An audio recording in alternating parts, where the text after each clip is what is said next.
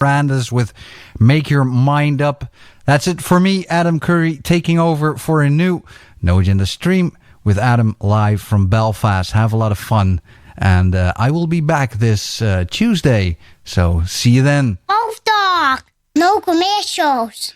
You're listening to the No Agenda stream. This is Nick the Rat, and I love the No Agenda stream. The best podcast, information, and entertainment stream in all streamdoms. There's a lot of streams out there, but this is the best.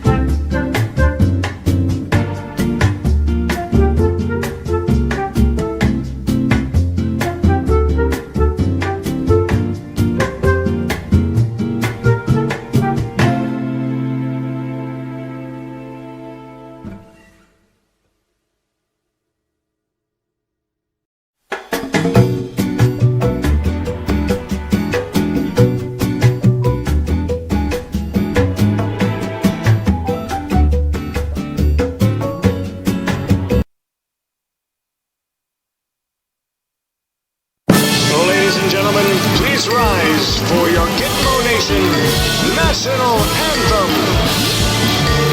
In the morning, Gitmo Nation, we are all charged up to be human resources and servants in all lands and all ships. Hold on one second. From the east to west, down under to the lowlands and beyond. We are happy and distracted slaves. Hear our Gitmo Nation song. In the morning. Are you there? Hello? Yeah. Okay. I have not received your clips and have sent you multiple messages about it. Oh, well, I didn't see the messages. That's what's troubling. That's very troubling. Why? Because I wonder if you ever see my emails. I see all your emails. Bullshit. No, you don't. I didn't see these because I haven't been to my email. I don't see reasons to go start going through email just before a show. Well, you sent me a bonus clip. You didn't see your email? Well, let me go look. Well, I'm a little more annoyed by the fact that Gmail, Okay, I'll go send them again. Okay.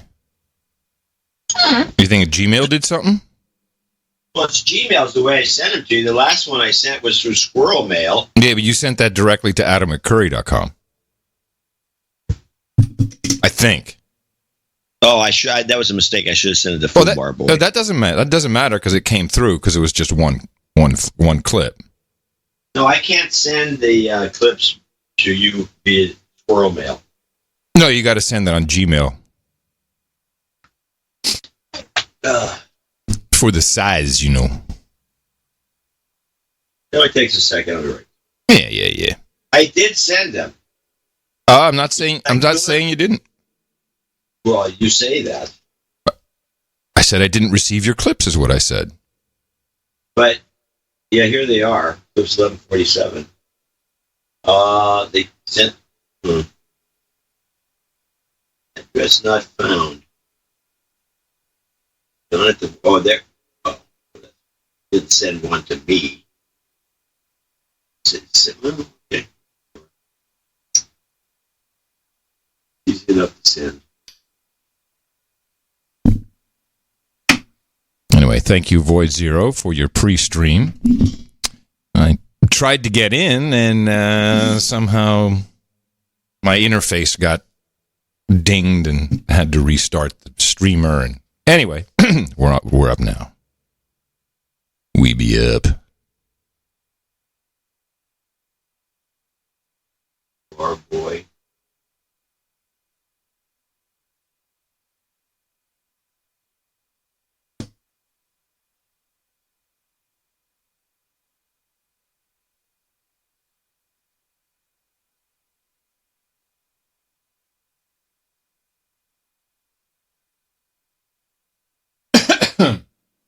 Toodle-doop-doo-doop. Toodle-doop-doo-doop. Could charge. Doop, doop, doop, doop, doop, doop, doop. Ba-da-ba-ba-da-ba-ba.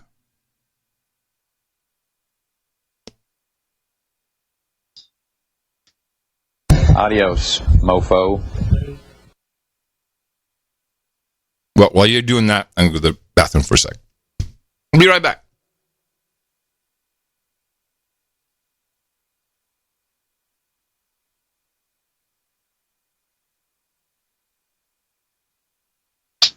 Oh, that work.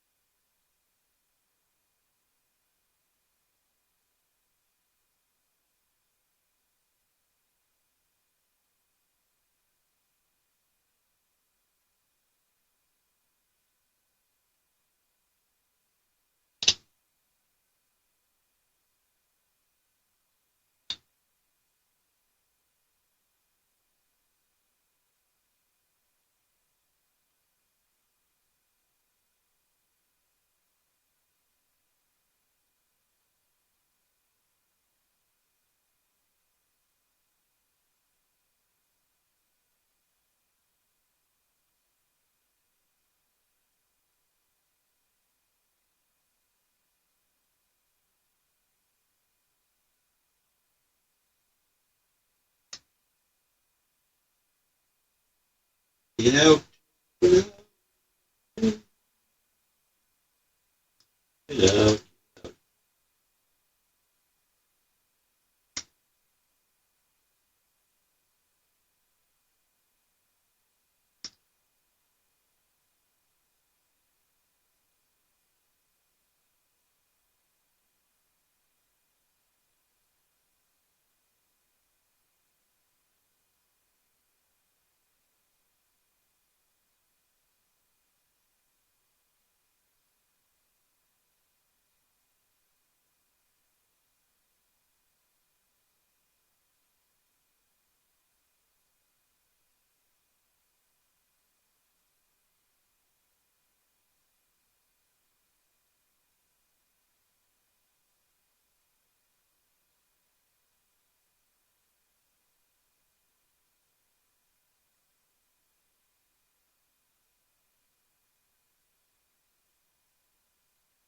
hell is this?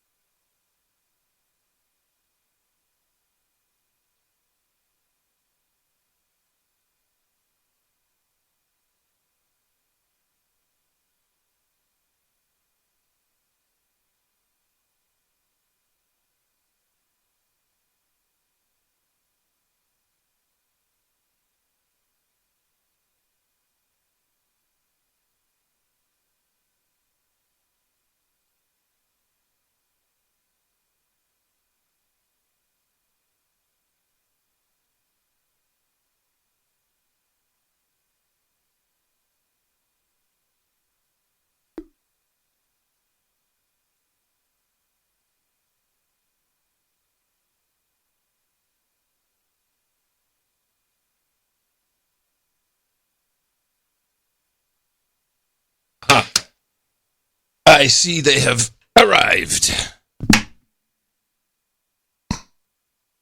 So what had happened? I'm looking at the Google Mail thing. As far as it says, it didn't send them to you at adam@curry.com, which I just put on there for gratuitous reasons. Right. But it says it was shipped. Odd. I looked at the outbox. And I love how you think they were shipped. Maybe they were shipped. Maybe they'll arrive at the hotel with Federal Express.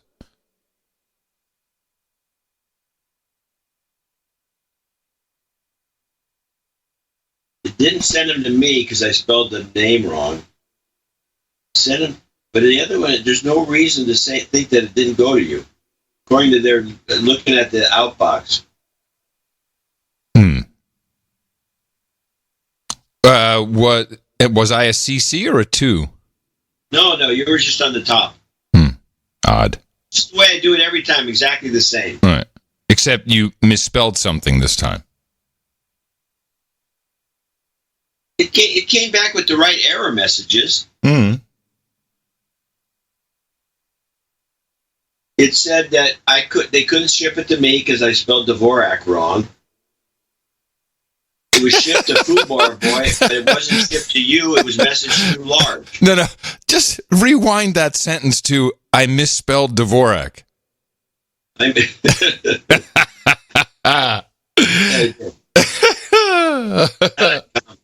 Sorry. It's just a little private jokey here.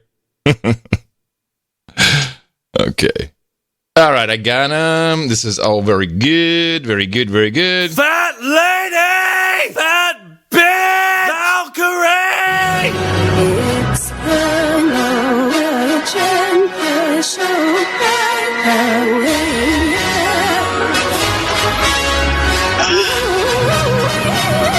All right, everybody out there on the streams, that is your bad signal. If you're a troll, grab your pole, head to the troll room, retweet and boost. No Agenda episode 1147 is on the way.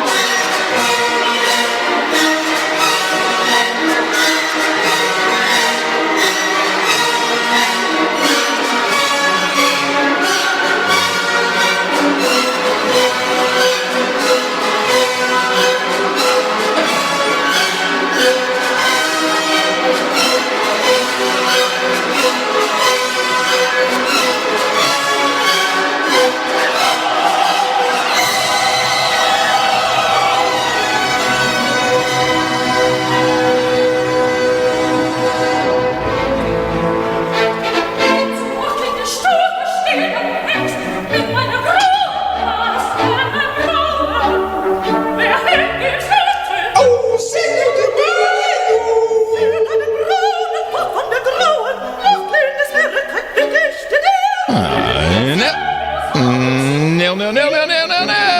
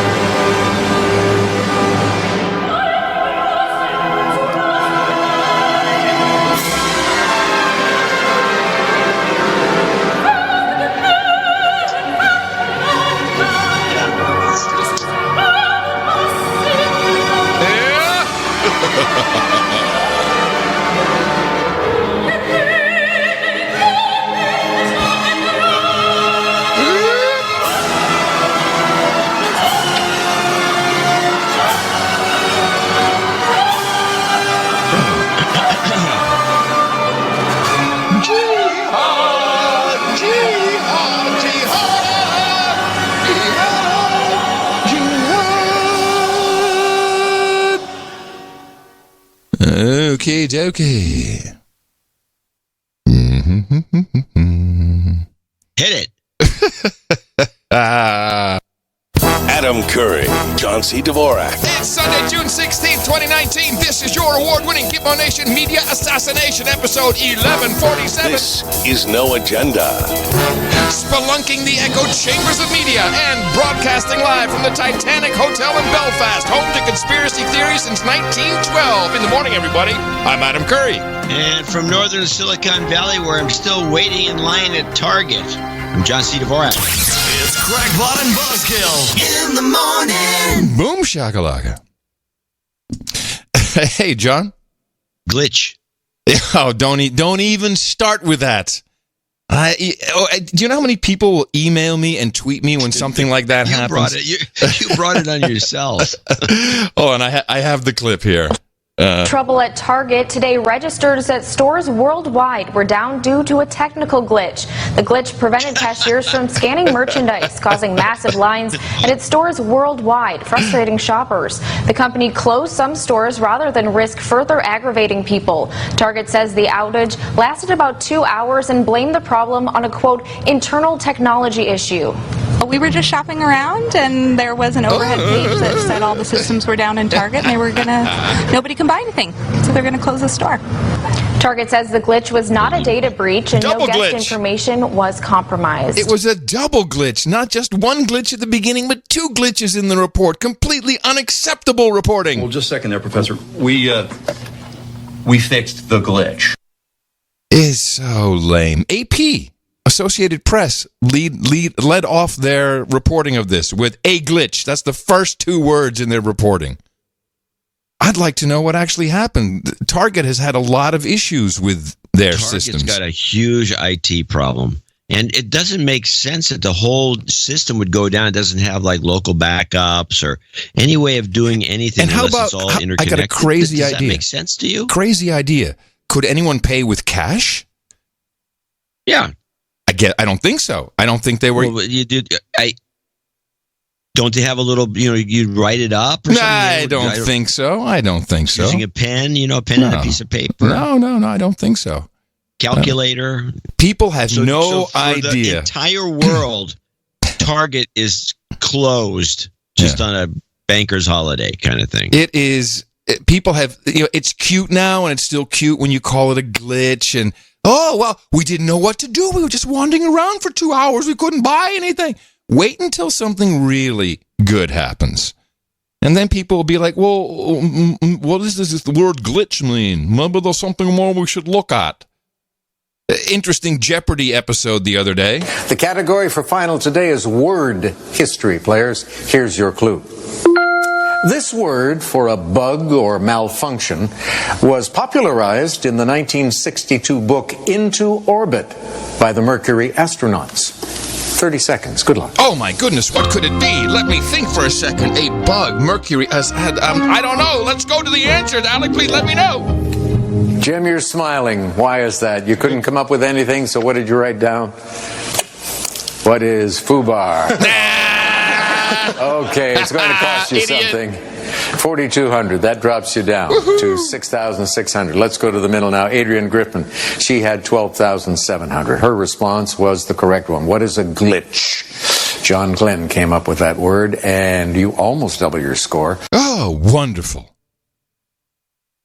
So John Glenn. Yes, he's to blame. Clip, by the way. He's to blame. I didn't realize that. I'm wondering if it's true. Oh, you questioned the Jeopardy? Yes, I do at this point. Oh my goodness. I don't question the way they phrase that answer or question. You have to ask it as a whatever. Maybe fine, but I'm not sure that the genesis of the word glitch comes from somebody just making it up out of the blue. Oh, that's, I don't know. I will dig into it. But regardless, when it comes to reporting to news, this is just not, in today's world, this is no longer acceptable as news reporting. You need to give, they could have at least said it was the point of sale system. They could have given us some information. It's just a glitch and then, whatever. And these glitches, they're going to ruin your life. Glitches. We've got too many glitches. Yeah. And this situation with Target and the whole worldwide goes down. Yeah. Do we have any IT guys? I think we have a few guys named Ben. Yeah, someone's got to know. That can maybe help us out here. Someone's got to have some ideas. Somebody in our audience knows what happened. Yes. And they should be telling us. They should be sharing that information with us. Well, I've had a lot of glitches in the past 48 hours. Mm-hmm. As we were about 2 hours from Belfast, 2 hours Northern Ireland, at a wedding destination, the Belle Isle Castle, where we were guests. And it was the castle that was having the wedding. Yes, the castle that was having the wedding. I thought you were moving into the castle. No, it was the castle that had the wedding. Oh. And we were supposed to be there for me to do the show today. And it would have been really cool. And of course, I did some scouting ahead and made sure, I got multiple confirmations. The Wi-Fi is outstanding. And indeed, the Wi-Fi was outstanding. The problem was the connection to the internet from the Wi-Fi. So this castle was just in a no-go zone. So there's no wired internet. They literally had an antenna on the roof getting the Wi-Fi, their internet signal. Yeah, I think it might have been like some WiMAX type thing. You were misled. A little bit misled. When somebody says, "Is the Wi-Fi any good?" Yeah, if the that doesn't. We're not talking about the signal strength of the actual Wi-Fi. We're talking about its connectivity to the internet, and that's the whole point. Well, but it is a misnomer because as I'm troubleshooting this, then Tina would look at her stuff and say, "Well, I got full signal here," and of course, the Wi-Fi was outstanding. They had a great Wi-Fi system with repeaters everywhere. You could walk all over the grounds. You had Wi-Fi. It would drop the connection to the internet. So we decided instead of staying the extra day, we got a crack of dawn and drove to Belfast and kind of just got the first hotel that I knew would, because it's a business center, business area, and it's the Titanic Hotel in Belfast, which is where the Titanic was built. Huh? Okay. And this is where the White Star shipping line, and also, of course, was it the Olympia? What was the ship that actually sank? The old switcheroo. Was it with the Olympia? The Olympia was the hospital ship. The carbon copy of the the carbon copy, the one that was supposed to sink or whatever it was. I forget. I forget the complete conspiracy theory. I've never heard this. Oh, you've never heard this? Oh no. Well, it's even better because this hotel is very modern, and there's an expo center, there's a whole business center. They still build something here with ships, but what is the pure attraction is the Titanic studios that are located right here. And do you know what they shoot in the Titanic studios? Movies? Game of Thrones. Oh, okay. So there's this that would pack them in. Oh my goodness! There's Game of Thrones, tours and expo. Look at this. Go check that out. And it's only 140 pounds. What? So needless to say, we are not going to check out the Game of Thrones expo. But the Wi-Fi is great, and it connects to the internet. So I'm very, very happy. Very happy. Sounds good. Yes. And anyway, we did have a wonderful time. It was great up in the island. It was nice to be in the fresh air. I do have to say a couple things about leaving London. Before we left, what was that? Monday? No, what day are we now? No, Friday. God, when we had the show Thursday? Yeah, Friday. Before we left, we did a little walk around. We had some time to walk towards it, past Hyde Park up to Buckingham Palace, and I was very excited to show Tina something that I recall seeing when I was 15 years old when I went to London for the first time with my dad, and that was Speaker's Corner. Okay. Speaker's Corner is empty. Yeah. There's no one there. No one speaks anymore on Speaker's Corner. For years. What? But it's legendary. Isn't there supposed to be this? So Speaker's Corner is the one. It's not even the soapbox that used to be there. No, now it's kind of a monument, and it explains that in 1100 something or other they used to do public hangings there, which is just a small step from a public hanging to free speech. It's about the same. And this became the place where you could exercise free speech. And I think it's still the only place in the UK where you actually can exercise 100% free speech, because they don't have a constitution where this is protected, as far as I know. They have Magna Carta. No, but they don't. No, it's a known fact. It's not explicitly spelled out that the government cannot make any rules against the freedom of speech or freedom of the press, which is what we have in the United States. So, yeah, and the people just giving up. They don't even go there anymore. You took her over there? Yeah. I wanted to look, this is Speaker's Corner. It's so cool. Sunday, some people show up for there. Well, it was disappointing. What was fantastic is we took a cab back from the London Eye to go get our suitcases. You didn't go in the London Eye, did you? Yeah, we sure did. An hour? What do you mean an hour? Isn't it an hour to go around that thing? No, it's like 20 minutes, 25 minutes. Oh. It's a nice photo op. Tina's never been to London, so it was perfect. Perfect photo op. Well, yeah, you get the view of the city. Although, there's new buildings like the Shard. which is that this is the tall building that looks like glass shards. That's now obfuscating the gherkin. The whole place has changed. That was called the gherkin. Yeah, the gherkin is behind it. You can't see the gherkin anymore. It's a shame. They should have blocked the building of the new building. So we took a cab back, and of course I'm not going to take any Ubers while I'm in London. We take a proper British cab. And if you've never been in a British cab, it's an interesting experience because the cabbie sits up front. He's kind of isolated, but he has an intercom system, and there's lights everywhere. It says, "Oh, when this red light is on, then the cabbie can hear you, and then he can speak back to you." And he had the windows were open, and it was difficult hearing him because it's just it's like it's just kind of an But there was a great gag. But there was a Telecoil logo in the cab, and I've never used this, so I switched my hearing aids to Telecoil, which is this induction-based system where just a wire in the cab will beam the audio into the hearing aids, and it worked really well. It was like magical. It's like, oh, all of a sudden the guy's broadcasting right into my head.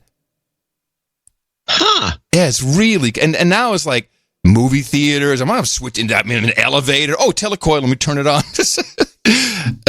I've never heard of this. Oh well, you've seen the logos. You'll see them on ATMs. They have, but I paid zero attention. Obviously, yeah. It's a loop system, induction loop. Yeah, I know how it works. No, I'm telling you, not everybody knows how it works. I'm kind of surprised that these exist. Well, they exist everywhere now. Now that I've noticed one, I'm like, oh, this stuff is showing up everywhere. Yeah, but it works really well, which was the surprising part. I'm like, this will never work. But yeah, sure enough. And then if you moved your head a little forward, then it would fade out. So you have to kind of be in the right spot. But it worked. It was nice. Which was a good feeling for what came next, which was the Gitmo Nation trip through EasyJet's bag drop and boarding system. Holy crap, it's gotten really bad. I shall explain. Now, EasyJet is I love EasyJet. I've always liked it. I've always liked their prices. I don't know if Stavros or the guy's name is, the Greek guy, if he still owns it, runs it, whatever, but I've always liked their vibe. Kind of like Southwest, which I also like, although you can reserve your seats. But you can no longer check in at the airport. You have to check in online, which is, for me, was problem number one, because the way they ask you to do this is to download their app on your smartphone.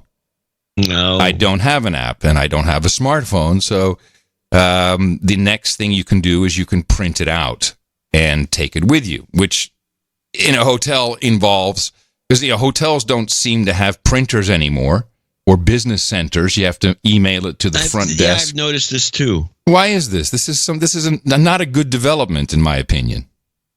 I don't know why. I mean, maybe people have been abusing it, or they've been wrecking the gear, or I'm kind of baffled by it myself. And some hotels obviously still do them. Not everybody's bailed out, but I think people a lot of them have like, oh, there's a computer over there, and then you go over there, it doesn't work. Right.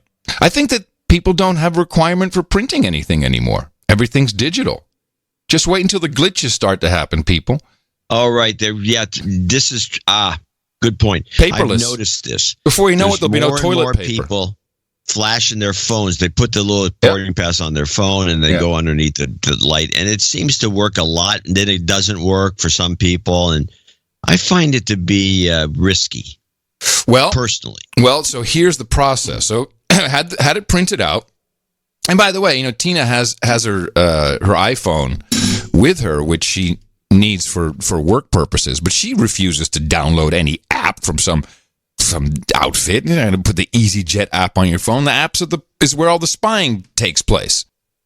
So print out the boarding passes, and then we go to EasyJet. And EasyJet has a new system where you drop your bag, but you can't just drop your bag. Oh no. You need to put your passport in first, so it can scan your passport. Then you put the bags on. Then it says, look here, scans your face. So now we've made the connection between your passport, official document photo, and your face. So thank you very much. Now you're in the system. And then you go to the boarding gates. You go through security, which I have to say security was reasonably easy, or at least pleasant. They had to open up all my bags as usual because, hey, looks like that guy's got a vibrator in there. Let's embarrass him. And it's always the microphone. And then you go to your gate. There's no more gate check-in. There's no person. You go through another scanner where you scan your boarding card, your boarding pass, or my printed boarding pass in this case. And again, it has to identify that you're the one, and it takes another picture of you, another facial recognition shot, and then you just walk onto the plane. So now my face, connected to my passport is in the system. And no one asked me that. There's no disclaimer. There's no, hey, just so you know, here's what we're going to use, terms and conditions. None of that. Did you think of making a goofy face? Yeah, and you know what? First I had my glasses on, and then it wouldn't do anything. It just sat there. And the way the camera works, it's like on a pole, and it will automatically slide up to your eye height, and it flashes lights. Look here, slave, look here. And then it says, look again, keep looking. And nothing's happening, and someone apparently minding the process says, take off your glasses. You take your glasses off, and then it finally figured out who I was. No, if you can make all the stupid faces you want, but it won't connect you to what it has in its system, which is based on your passport photo. So this is a lousy system. I've gone through these systems, and if you're wearing glasses, it shouldn't make a difference. No, it doesn't work at all. That's a cheap ass system they're using. So I looked this up, and this is from the UK gov.uk. This implementation. Let me see. Here's Gatwick Airport and EasyJet. This is from May, so this is a year ago. Launch biometric technology trial. And Gatwick Airport has launched an end-to-end biometrics trial where personal data collected at the airport's self-service bag drops will be recognized by new automated self-boarding gates. The technology aims to simplify and speed up the process for passengers and reduce the risk of human error. And again, there's no real... where's my general data protection rules? Where do I get to opt in? Where do I get to say I agree to this egregious process? Yeah, and so if this is now how they are going to help you travel, wait for the glitch, bitch. Yeah, the glitch. Wait for the glitch, bitch. All of Target down worldwide. It's going to screw up your travel like no one else's business. It won't take much. Especially with an outfit like EasyJet. Your little camera at the end before the gate. Yeah. So you're standing there, and this is camera. No, first you're in the queue. You're in the queue. There's a queue. But the camera, each person goes and looks at it, and then they go in. No, you walk up to there's like a gate. Like a sheep before you get the probe in your neck to electrocute you. Yeah, the slaughter gate. Yeah. So then first you have to put your boarding pass or your phone, I guess, but I had the printed boarding pass on the scanner, and then it goes, okay, this is who this has to be, and then the camera directs you to look at it, and then it makes the connection that you were the guy who dropped the bag off under this boarding pass, and you are the guy who dropped the bag off, who is this person on your passport. Which is... And then what? And then it opens, and then you can get on. Oh, there's something that opens? Oh, yeah. It's just like the So you just can't go barreling on. No, the tube where you get off the tube. This is another thing people may not know. If you travel by train in the United Kingdom and you buy your ticket, don't discard the ticket after it's been checked on the train. And this is a mistake. This is a travel tip. People do this often. Because in most normal countries, like, okay, I'm done. I got it checked, and you forget about it. You cannot get out of the train station. There's turnstiles that will prohibit you from leaving unless you insert your ticket, which you just used for your trip. Then it will let you out. Yeah, it's like BART. Does BART have that? Oh, okay. Yeah, you have to have you check in with the thing and then you check out with the thing. Right, and I understand when people are checking in, checking out with a pass, like an easy rail pass that is touch to identify. This is a paper ticket. Yeah, it's the same with the original BART. Mm-hmm. A little paper thing and go in. So the same type of slaughter gate is what you have to go to the airplane. It will not open until it's approved. It just really irked me. It really pissed me off. Did not like this at all. Well, it's not going to get any better, so you're going to just get more and more irked. Yes. Well, I just find that, and I'm sure that this is what the TSA is talking about, but it's the airline that's doing this. That's the part. This is a commercial company who now has all my biometrics, or certainly some biometrics. Yeah. But I don't like it. And nowhere do I see, don't worry, we'll take care of it. They could get hacked. They hack my face. Well, let's see. You could next step, of course, would be you have to put your palm down and then scan your hand. Mm-hmm. Oh yeah. Well, in addition to your face. Before we get to the actual and then they implant, could hack your face. Before we get to the chip implant, we have to do the palm. Yeah, that's the next step. They could hack your face, and there'd be some phony baloney out there that's somehow I think you could it seems to me there are a finite number of points that are checked on the face when they do the facial recognition software, and there's probably a way of gobbing somebody up with paint and pieces of clay and whatever to get the exact same number. Well, don't you think? No, don't you think it's possible? No. I think facial recognition is pretty advanced, and I think these guys have got it down. And I bet you could hack it. Yeah. Well, how long is it going to last? John, I'm giving that up. Here's my point.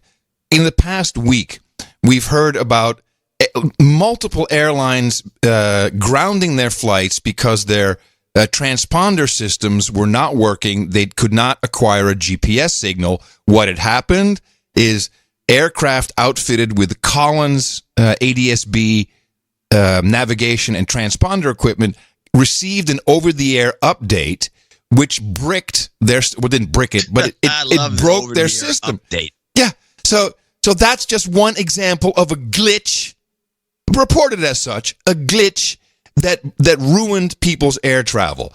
Then you have Target. Target glitch ruined your purchasing process.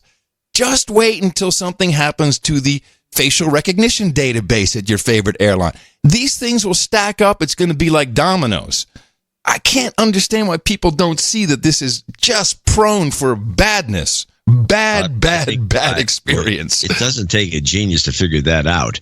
But I think the big glitch, the major glitch, the whopper, is going to supersede everything you said, and that is the automated update of Windows worldwide.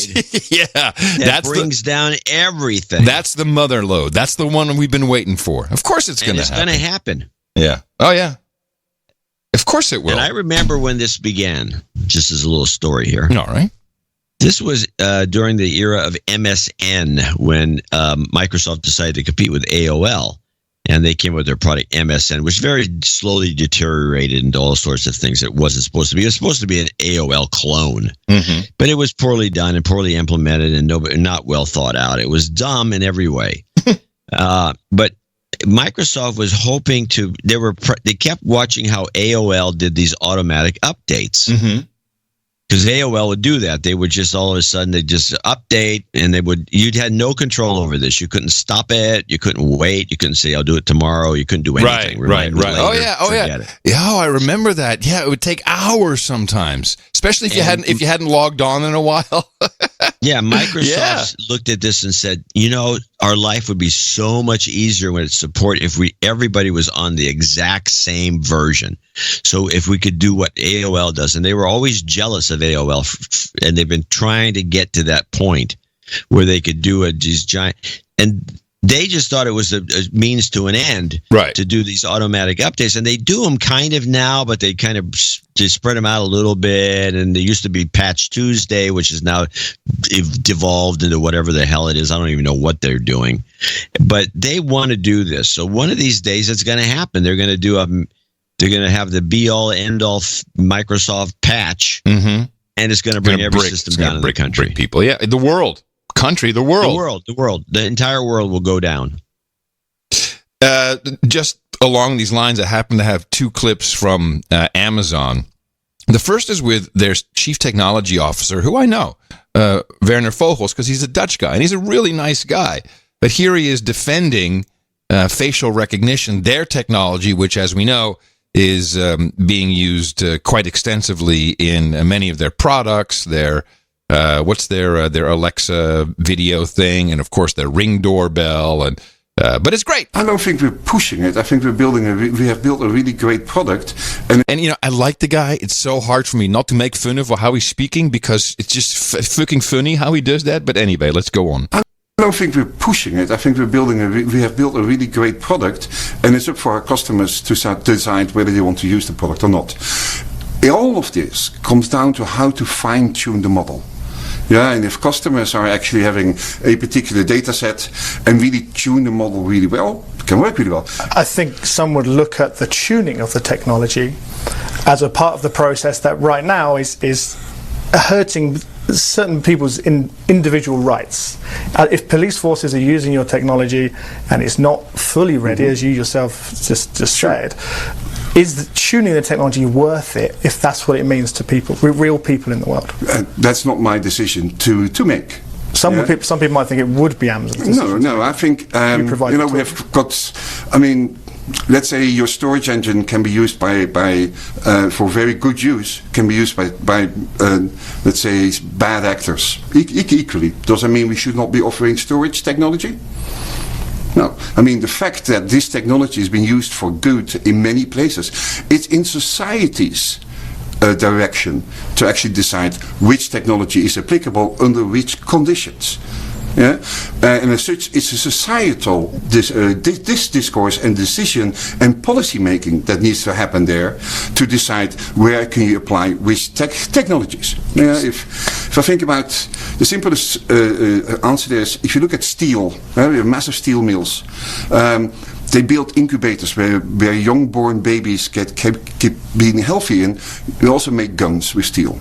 Yeah? As society, we decide what is acceptable use and what is not. And that's pretty much the responsibility that Silicon Valley takes over what they create. Hey, it's society's problem, not ours. We make steel. We just make steel. You can make a gun out of it, whatever you want. Incubator. I find reprehensible. Yeah, it's very cavalier. That is absolutely true. It's cavalier, though. It's cavalier. Of course it is. It's cavalier. When you're making money hand over fist, yeah, right, you can be cavalier, and that's what you do. Speaking of your architecture that couldn't survive a glitch, holy crap, if Amazon Web Services goes down, you can kiss a lot goodbye. Quite a lot. I believe that I believe. You should say, I do believe.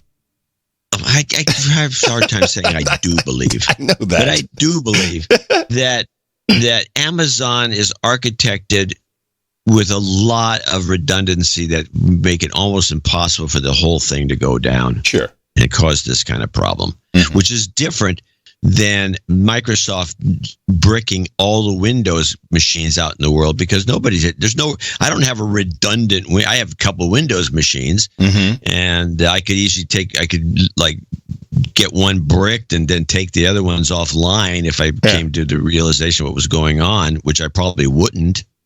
I'd be dicking around trying to fix it. And I could use the machines while they were not hooked to the internet. But I don't see any way, there's no redundancy the way that a big central system would have or should have, and I'm sure has. So I'm less concerned about AWS than I am about these Windows updates. Well, while I do believe that governments should be very involved with this technology and looking very closely at how it's being used and what the implications are. And perhaps there's some things that should be legislated. I definitely am concerned about data theft of my face theft. Someone could just steal my face and then use that everywhere. Who knows? We're just beginning with this. No, instead, everyone's all jacked up and jitty about deep fakes, and I need to really call out NPR. And maybe it's just me, but no, it's not. Listen to this story. Now, we have two government officials. We got Warner calling for legislation of deep fakes, and I think Schiff is more interesting. And this is a report from NPR, and listen very carefully. And NPR is still radio, right? It's not video. It's radio. Yes, and NPR is still radio, and it's podcasting and radio, which is repurposed radio. Well, listen to this story. What you will hear next was never actually said. It looks like a Facebook office. It looks like Mark Zuckerberg giving an interview. It looks like his mouth is moving along with the words. Imagine this for a second. One man with total control of billions of people's stolen data, all their secrets, their lives, their futures. But that wasn't the founder of Facebook. Okay, so the rest of the story I want to play.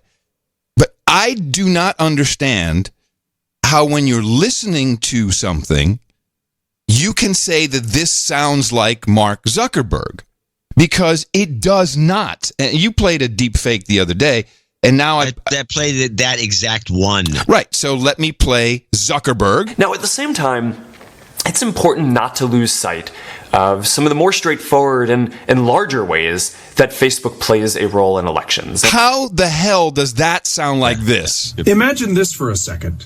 One man... It's not even the right inflection. Total control No, of the inflections are wrong. Everything's wrong. There's a little... I know where the connection is, I think. When you see the video, people go... It's like when we look at CSI and we hear we talked about this in the last show. I know, but I want to say it again. But let me just say something, which is I think there's a little gravelly aspect to his voice, and I think they captured that. It's not even fucking close. It's not. But you just think it's not even in the same No, league. It's not in the same league at all. When you see the video, apparently NPR gets as stupid as everybody else. Oh, that must be Zuckerberg. It's not. Well, there are voice actors who do a better job than this.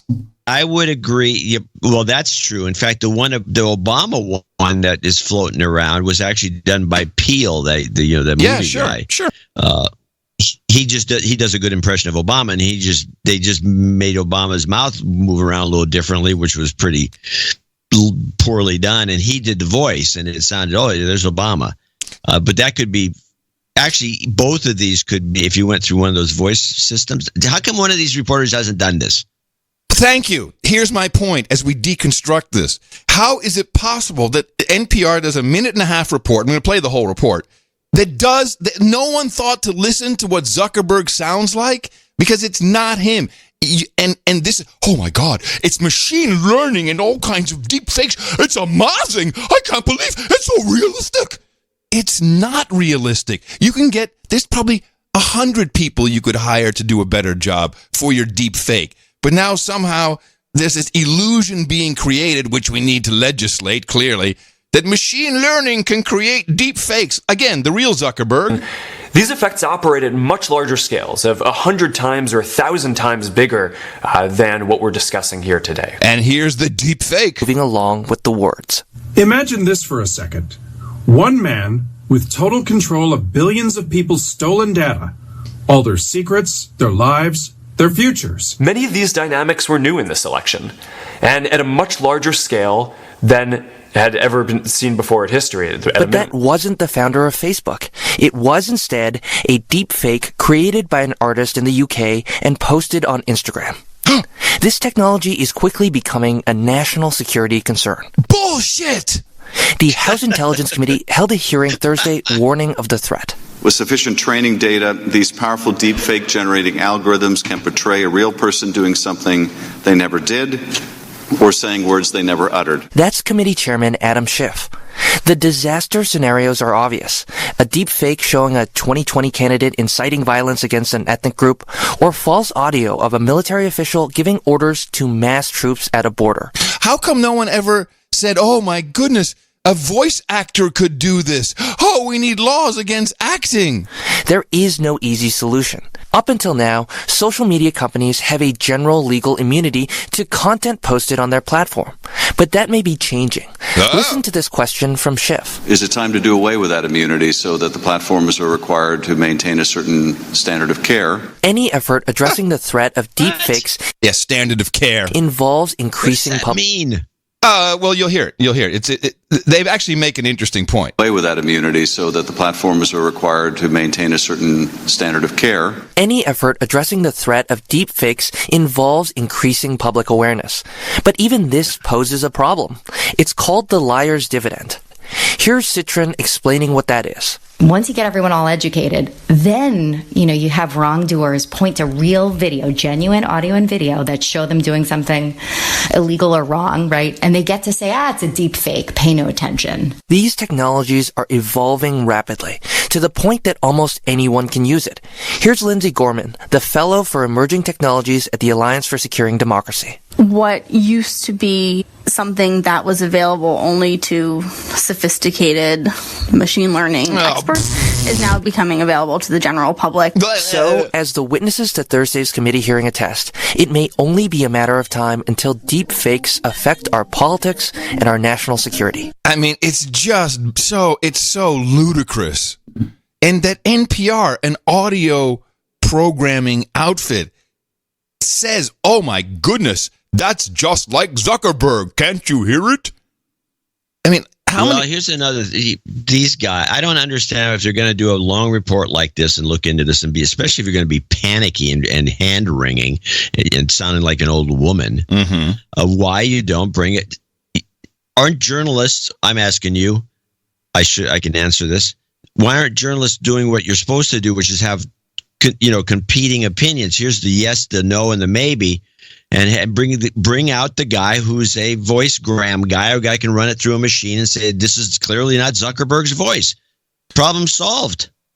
We noticed that video had taken over people's brains many years ago. We don't do it anymore. I just grabbed one, a 20-second clip. We used to play clips called bad acting clips. We take, you, John, in particular, you take a clip from a television show, CSI as an example, and you just listen to the audio, and then you hear how bad the acting is. Why can't you just love her? She's so easy to love. You know nothing about my daughter. You hear me? Nothing. I know that she is good and strong and deserves all the love this world has to give. Can't you see that? Sounds so believable. I mean, that is totally... That's a great clip. That's Emmy award-winning shit right there, ladies and gentlemen. So people are losing the ability to hear. Anyway, Warner, he's senator, right? Senator Warner? Yeah, I believe so. He ties this deep fake thing into, we need to legislate, because this is about legislating. Now, they're only saying social media. I have no idea where you probably would want to think about legislating the technology, but okay, I guess social media, they want to take away the Section 203. They're doing it in a very stupid way. And this is, well, you'll hear it. Trump in 2016, he may have been a naive candidate then, but he welcomed Russia. If they got dirt on Clinton, lay it out. Well, you would have thought after 2.5 years in office, he would have learned that that's not appropriate behavior. That is, if this man has so little moral center that he doesn't understand taking help from a foreign government is wrong, then we need to put in place a law that would say if a foreign government tries to intervene in the election in a presidential campaign, the campaign has an affirmative obligation to report that to the FBI. There's been lots of concern voiced by a lot of my Republican partners that they know our election system's not safe in 2020. And I think the least we should do is put this law in place that would say, you've got to report to the FBI if we've got foreign agents intervening. Secondly, let's pass an election security law to make sure there's a paper trail after every vote so people have belief in the integrity of their vote. And third, let's go ahead and put some guardrails around some of these social media companies so you cannot use deep fake technology or create fake personas the way the Russians did on Facebook in 2016. What? The Russians use deep fakes all of a sudden? Holy mackerel, talking about jumping to conclusions. What deep fakes did oh, wait a minute, stop. Ludicrous. So the reporter talking to him asks him immediately what were the deep fakes that the Russians did to get a response, right? No, they went straight to another topic on the show. No, of course not. It's just accepted. I would have asked him. I said, what deep fakes were involved in the 2016 campaign specifically? And he would have, then what would he say? Well, what is wrong with these reporters? This is great stuff. So this backs into this interview that President Trump did with George Stephanopoulos, where, and to me it was just one big troll. It was like, well, if I got some Oppo research on, I'm not going to call the FBI. I'm going to take a look at the Oppo research first. And everybody's freaking out. Oh, no. You have, if you get information from the Russians or from the British, I guess that's also a foreign government. The British, the Canadians. The Italians. You need to report that to the FBI. Exactly like, the Democrats didn't do. So they're trying to back this into a law, and in fact, it is Senate Bill 1247, the Duty to Report Act. And here is Pansy Explosi explaining. So that is part of our legislate, investigate, litigate. What did she say? Did you say Nancy Explosi? No, Pansy Explosi. Oh, Pansy Explosi. So that is part of our legislate, investigate, litigate. Legislate, investigate, litigate. What is she talking about? Well, here you come. Agenda. We're doing this, and at the same time, we are honoring our oath of office to protect and defend the Constitution. You see, she's introducing a bill, or the concept of this bill that's now running through the Senate, and she's trying to say, this is our responsibility, is legislate, investigate, and what was the third one? Litigate. Litigate. That apparently is her job now. That is the job of everybody in Congress. The United States. Yesterday, the President gave us once again evidence that he does not know right from wrong. It's a very sad thing that he does not know right from wrong. I believe that he has been involved in a criminal cover-up. I've said that before, and our investigation is demonstrating that. The Mueller report showed. Now listen to the flub. Obstruction of justice in at least 10, perhaps 11 places. But for the president to be so cavalier, to disregard, to be indifferent to law and any sense of ethics about who we are as a country, to say he would invite foreign intervention further. The intelligence community with great confidence has put forth that the Russians interfered in our election. That's an assault on our democracy. An assault on our democracy. This president says it's a hoax. He takes an oath to protect and defend the Constitution, but I guess it doesn't include him in terms of being to be held accountable to obey the law. So we have a package that we're putting forth in light of the Mueller report, a package of legislation, duty report. If someone comes to you mandating that campaigns report foreign offers of assistance. So she is now taking Oppo research, which is what the president discussed multiple times. She actually says the word Oppo, and then she turns it into something else. Each of legislation, duty report. If someone comes to you for mandating that campaigns report foreign offers of assistance. Oh, instead of offers. It shouldn't even, it's so self-evident as a matter of ethics, but we'll have to codify it.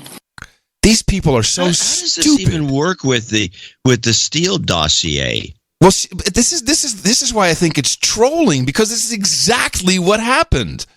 They took Oppo research, offers from a foreign country, literally from a British spy, and there was involvement from Italy and Australia and Russia, and now they're going to create a law against it.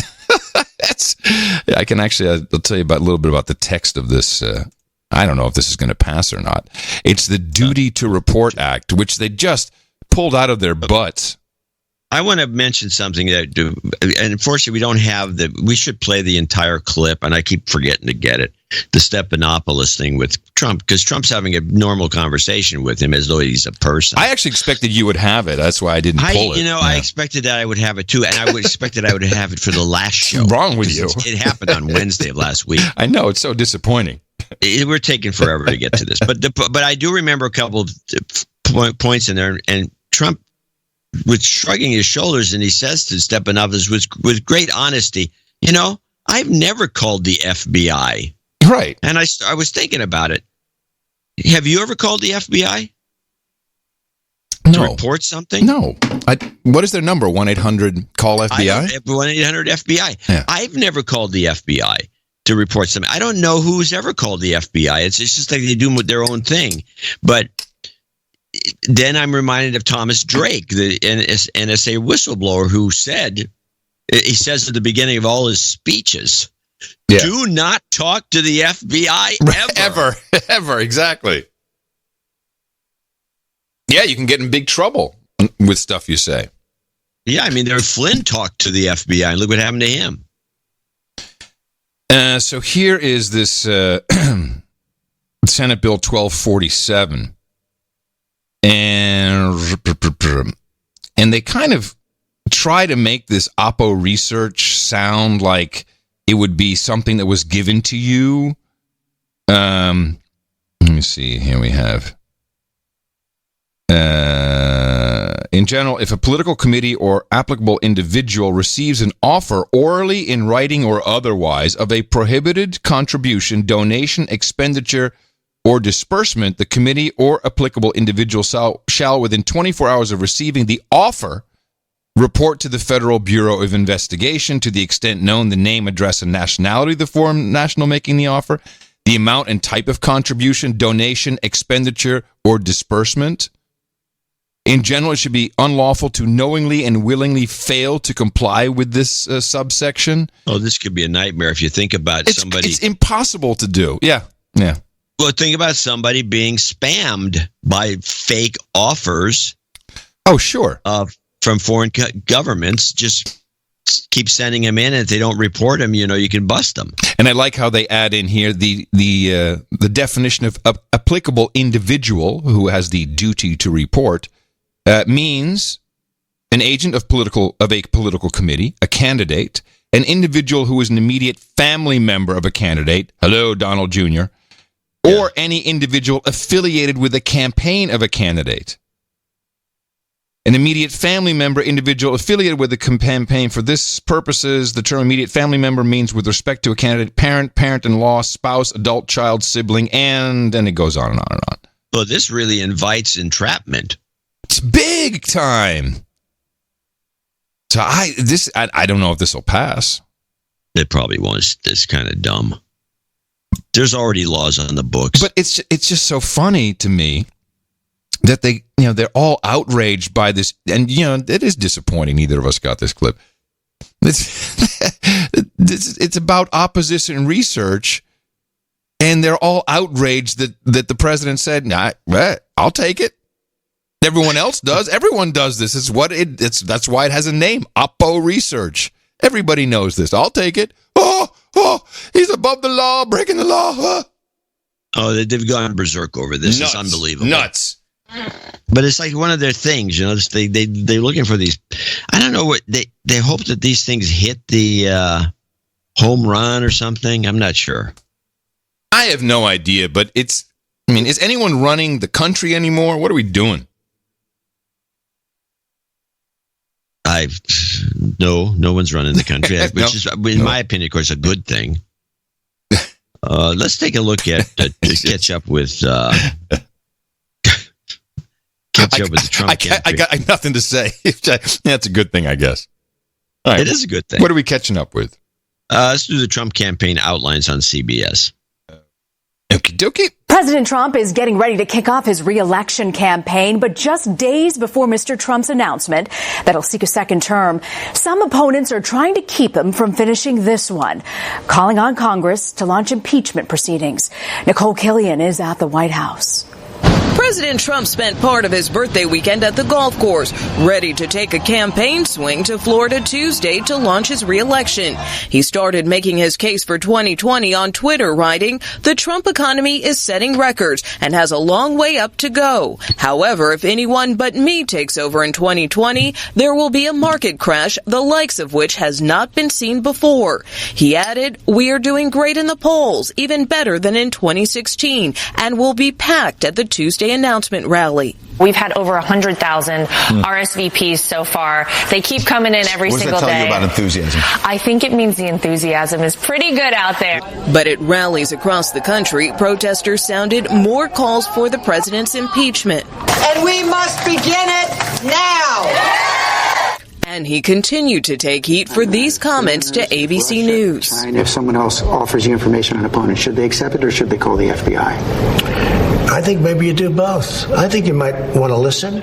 Despite trying to walk them back, I'd report it to the Attorney General, the FBI. Democratic presidential candidate Pete Buttigieg tells Face the Nation's Margaret Brennan the president should draw a clear line. If you think there's a foreign effort to tamper with an American election and you're an American who cares about America, you call the FBI. This shouldn't be hard.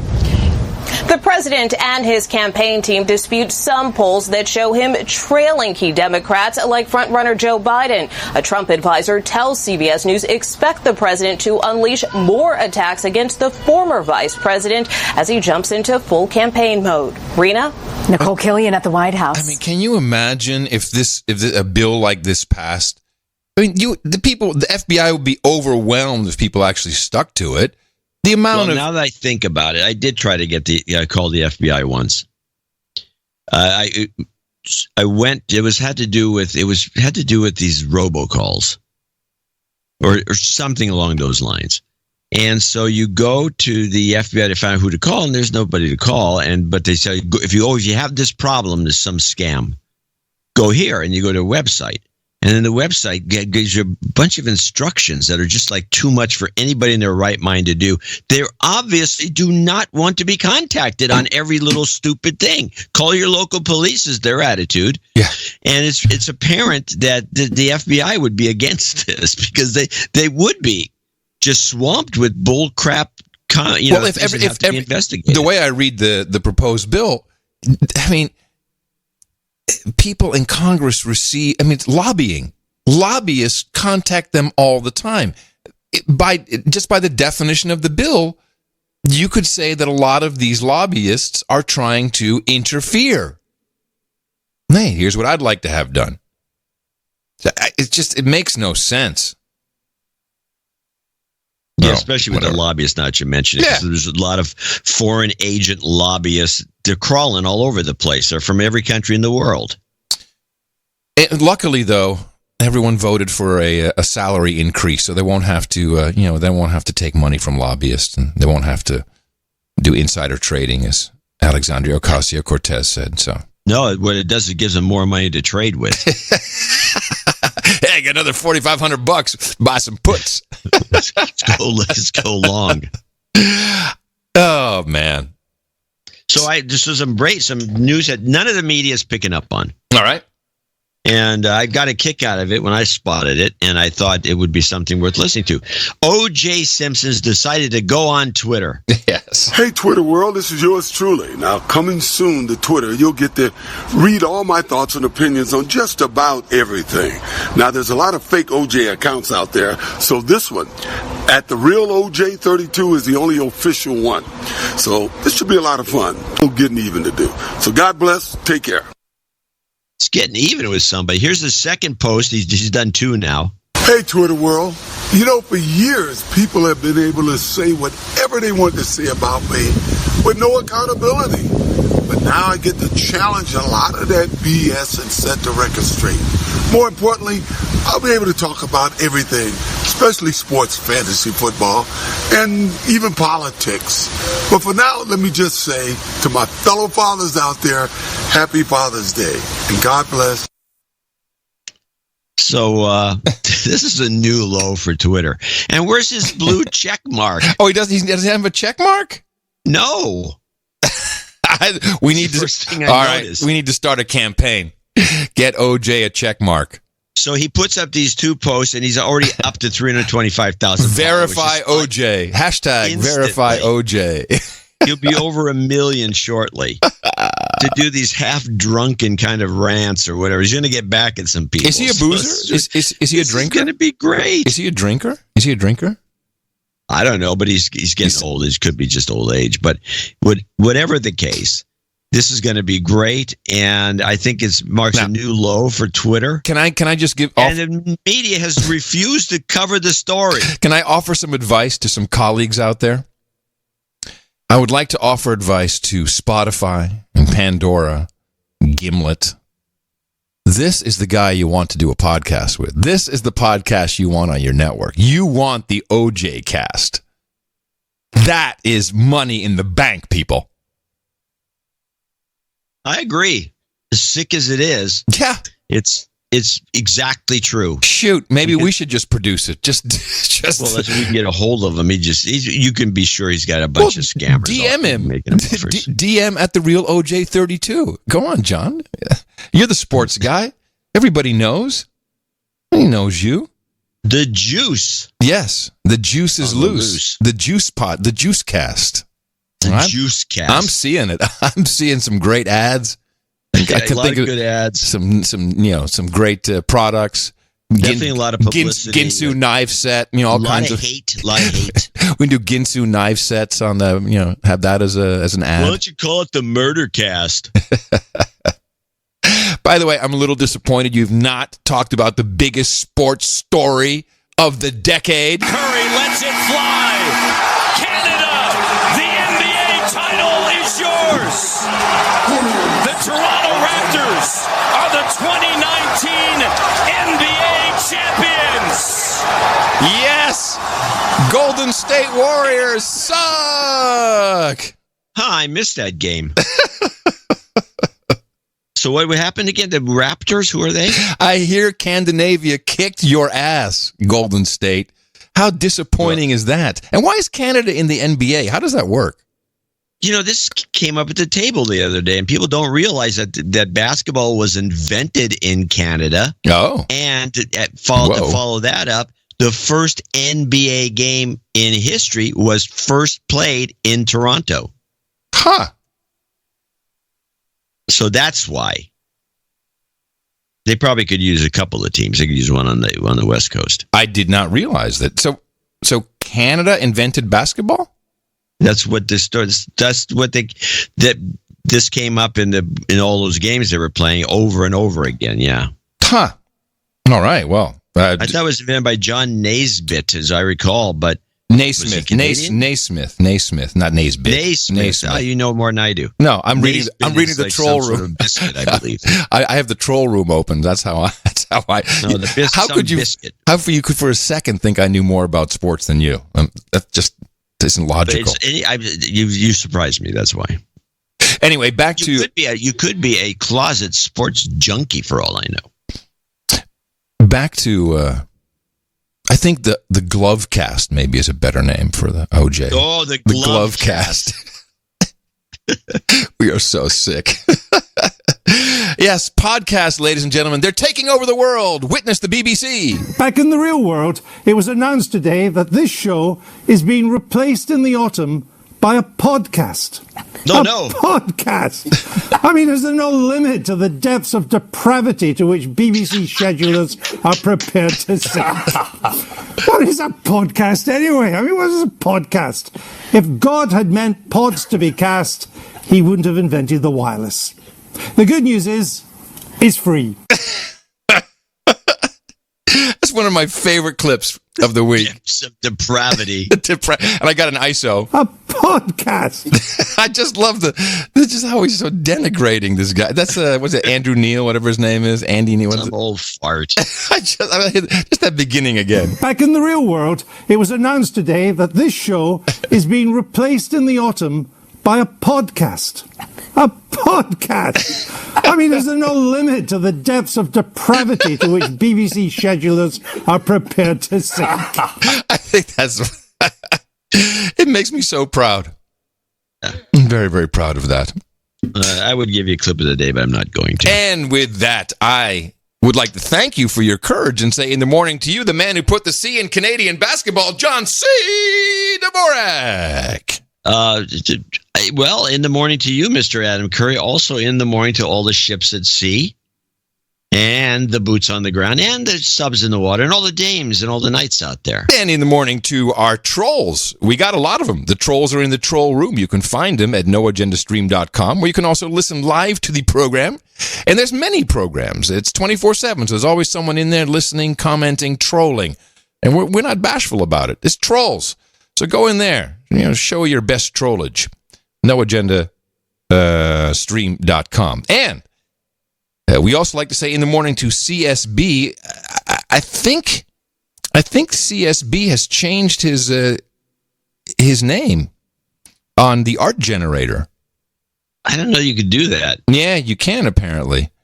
And he's what is his name then? Wait, let me guess. It's Charlie Sierra Smith Bravo Bingham. Well, it turns out it's the name CSB has now been hijacked by some dude named Comic Strip Blogger. Oh no! And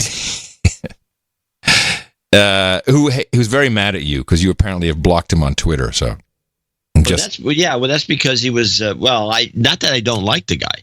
Yeah, you blocked him though. That's not a real likable thing to do. Well, he was I was getting too much material from him that wasn't valid. Stop with all the great material is what you're saying. That's what a block means to you. It's just too much good material. Please, yeah, I have to slow you down. What it is. I'm not there I'm just there to, I don't know why I'm there. I don't even know why I go on Twitter. I should get off of it. Well, this was the artwork for episode 1146. The title of that was Googers.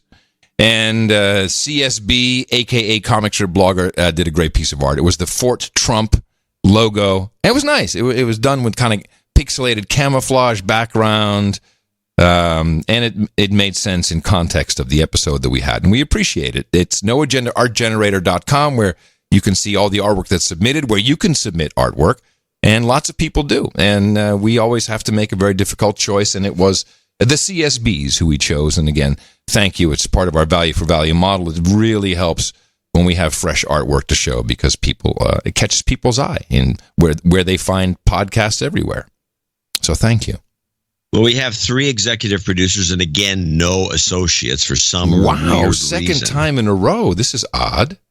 Yeah. Also, this is the second time in a row that we have no checks that are over $50 that came in. In fact, the pile of checks is very small. It doesn't make a lot of sense to me unless maybe that's the way the intelligence agencies are sending us money.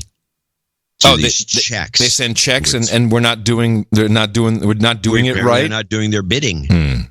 I don't know what it is we said wrong. But the top of the list is, in fact, I have the bonus clip. This is Sir Dave Fugazotto. Oh, hold on. Where was your bonus clip? I didn't listen to your bonus clip, so I didn't know what it was. Fugazotto. Now I know what it is. Let's just make sure we recognize that name again. Fugazotto. All right, Sir Dave.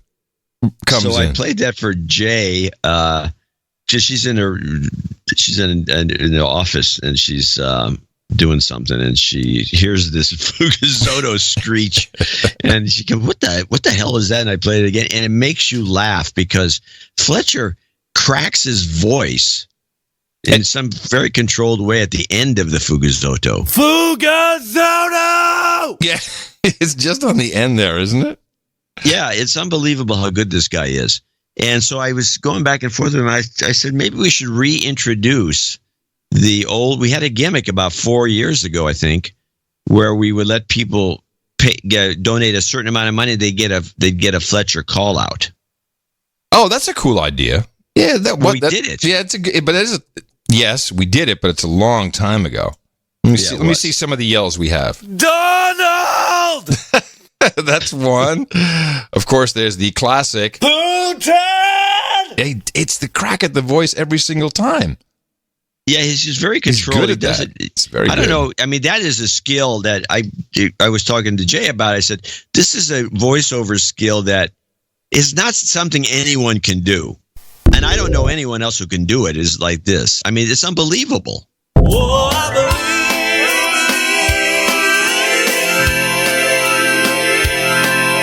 in science. No, that wasn't as good one. It's funnier when it's just him, when it's no music. Screaming, yeah.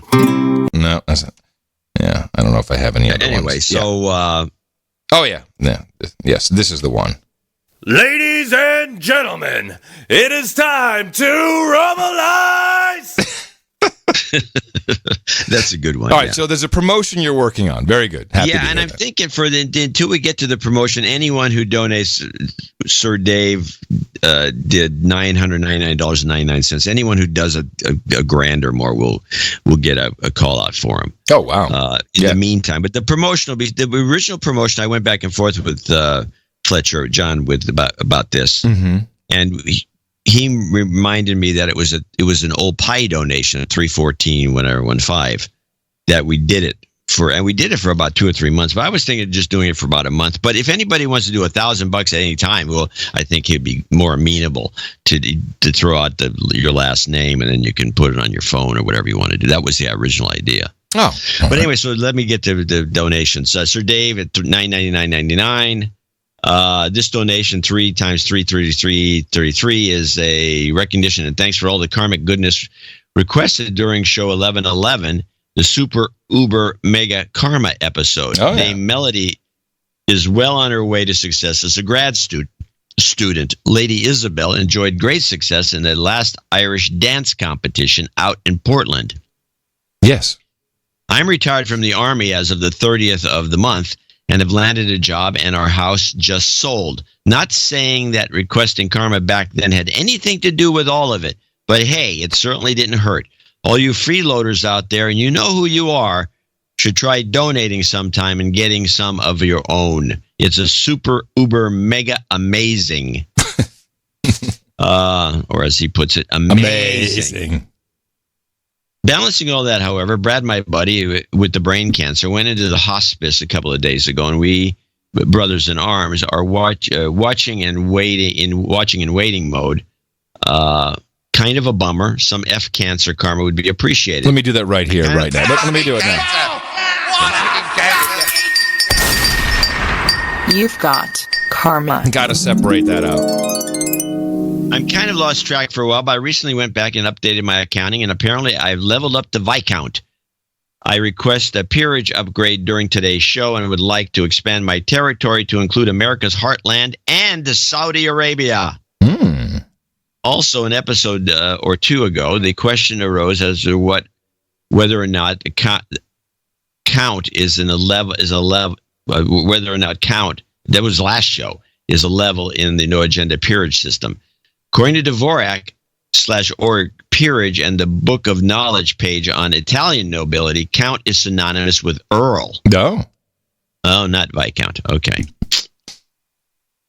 We don't use count, and we don't use the Italian nobility. We use the British. Yes. Finally, according to the update from the UAE's last episode, Riyadh is also hot. As I typed this, it's 130. Oh, he's there. Wow. It's 113 degrees, but without the humidity, that our UAE producer is likely enjoying. And there's a headline from today's Arab News. Filipina players dominate at women's bowling championship in Jeddah. Congrats, ladies. Way to go. Do they have cute outfits is the question. Keep up the great work, and thank you for your courage. Thank you for your courage, Sir Dave. Yeah. So let me just see, what do I have on the list? Viscount Dave. Yeah, to make Viscount. sure. Yeah, be Viscount of America's Heartland and Saudi Arabia. Outstanding. And thank you for your support. Long-time support. It's Let's highly give him a appreciated. regular karma so he can add to his collection. You've got karma. And Serendipity came in from Columbra, Portugal, I believe. Yes. 43234. Once all operational expenses are taken care of, I'd like to suggest that part of my donation goes to help Adam pay a romantic dinner to Mrs. Tina the Keeper. Enjoy your vacations here. Yes, we're going to Portugal tomorrow, and that's where our actual honeymoon. That's right. I remember that. That's where the actual honeymoon takes place. You going to go to Porto? Possibly. We're so tired. You're going to go to Lisbon and hang out. We're going to the Algarve and to hang out. You going where? The Algarve. Oh, I never heard of it. The Algarve. It's like the entire. It's the beautiful coast. It's where you vacation. The Algarve. It's a region. Okay. Well, anyway, I want to say anyone that has never visited Portugal and you're a photographer, Lisbon. It's the most photographic city I've ever been to. Not because it's ornate and beautiful or it's like Barcelona. It's kind of dingy, but in a very photogenic way. By the way, I'm a regular passenger on the emergency row of the OPO AMS flights. So if you see a sales-looking guy seated there, drop an ITM. It might be me. Finally. We're flying from Belfast, and we're flying EasyJet. So unfortunately, we won't see you. Finally, a gift to the No Agenda listeners. With 4 human resources already, I'm donating all of my baby-making karma. I won't cut my tubes, but I'm done. Please play the Hillary cackle, 2 to the head, then that's wrong, followed by brown shoes karma. That's wrong. You've got karma. Okay. By the way, I appreciate it very much, but the Keeper actually is paying for this part of the journey for the Portugal rest. To Portugal? Mm-hmm. Yes. She booked everything. She the best. Well, a couple of things I should mention, because I think Portugal is fantastic, but it has some of the lowest priced wines, high quality wines, locally made, dry and sweet, but the dry wines are outstanding, and the whites are terrific. They're way underpriced worldwide. You get them over here too cheap. They're extremely inexpensive in Portugal. And they also do the same thing with their olive oil. So olive oils are way underpriced. So if you can find a good one, you can get it for next to nothing. You can throw it in a check-in luggage and bring it back. I'm sure that in 11 years we've discussed it, but I was very famous for a little while in Portugal when it was still a third world country. Yeah, you talked about this because I've never been to Portugal pre-EU, so I never got to see the dirt roads that are now giant freeways. Yeah, it was. This was 1982 or 83, and there was an international consortium called Europa Television, and Europa Television was all the public broadcasters from the EU. I think maybe it was even a precursor to Euro, like the EU Eurovision coming together. And so people were doing news and sports, and we provided a half hour of music videos every single day. And typically this was broadcast, and it would be, because Europe had a lot of cable penetration, so you could get all these crazy channels. There was Sky Channel, there was Music Boxes, MTV. But in Portugal, they only had 2 stations, RTP1, RTP2, and it was over the air. There was no cable. But for some reason, they decided every day and this is a public broadcaster, to take our show called Countdown and air that on television over the air. So here were kids who were, and Portugal was a third world country in the early 80s. I mean, this is all before the big EU money came in. So they had just nothing but dirt roads. And now here was a guy who the first time they were seeing Bon Jovi videos, they'd never seen this before. It's like Janet Jackson, Michael Jackson, Tina Turner, and people would send me mail, postcards. Remember those? And there would be post sacks full. I mean, just huge mail bags, and I'd be reading their notes. And so when we went there to just, we'll just do a couple shows from Portugal. We were at the airport, and we had to import all of our camera gear. Back in the day, it was a lot bigger, and you had to have a carnet, Carnet, a carnet, which it's like a travel document for your gear, so that when you enter the country and you leave again, you didn't sell off some $100,000 piece of equipment that they didn't know about. So it took a little while for us to get through customs, but we kept hearing this weird sound, and I thought it was the baggage carousel at the airport, which it could have been because it was rickety. But it turned out when we finally had the carnet set and we were going through customs, the doors opened. There were 5,000 kids standing there waiting for Adam Curiel. And I'd made jokes on the show like, "Oh, we're going to Portugal. Yeah, all right, girls, make sure you show up at my hotel with the Lamborghini." Dude, I still have paper clippings, front page, where girls showed up with their dad's Lamborghini to give to me. It was outrageous. And just one of the trippiest things I've ever witnessed. And now no one knows who I am. It's done.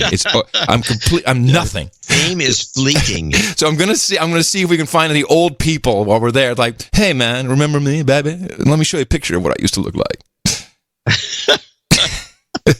Yeah, you should do that. You'll get a badge or a button. Maybe I'll get something. A big giant button, like the podcasting button. We have a big giant button with your Yes. old face on it. Said, "This used to be me." Hi, I used to be famous. Surely you remember me. Famous. All right. Well, maybe someone will recognize you. It happens. Yeah, maybe not. We'll find out. Maybe not. Well, I do recall someone gave me a port wine from my birth year, 1964. And I saved that, and when I turned, I think 40, I opened it. God, that was some dreck. It completely gone bad. It was horrible. No, 64 was not a good year. Now, if they were smart and giving you a 63, which is still good to this day, and just kind of X'd out the 3 and written down a 4. No, none of that. You would have had a bottle of killer port. Oh man, I remember at a certain point, we had all these autograph sessions, and it was like, and we had this promoter. We were like, Alessandro Basht was his name. Alessandro Basht, today we take autographs very close by. And we get in this a Renault Espace van, and we drive for 3.5 hours through these dirt roads. Like, what are we doing? And then, there'd be a crowd of, several hundred kids there. But then the punks showed up, and they were on, like mopeds and bicycles, and they were spitting at the car and jumping on it. It was crazy. I got to find some of that video. I got to post that if I can find any. Yeah. Good times. Sounds good. Thank God the EU came in and straightened those people out.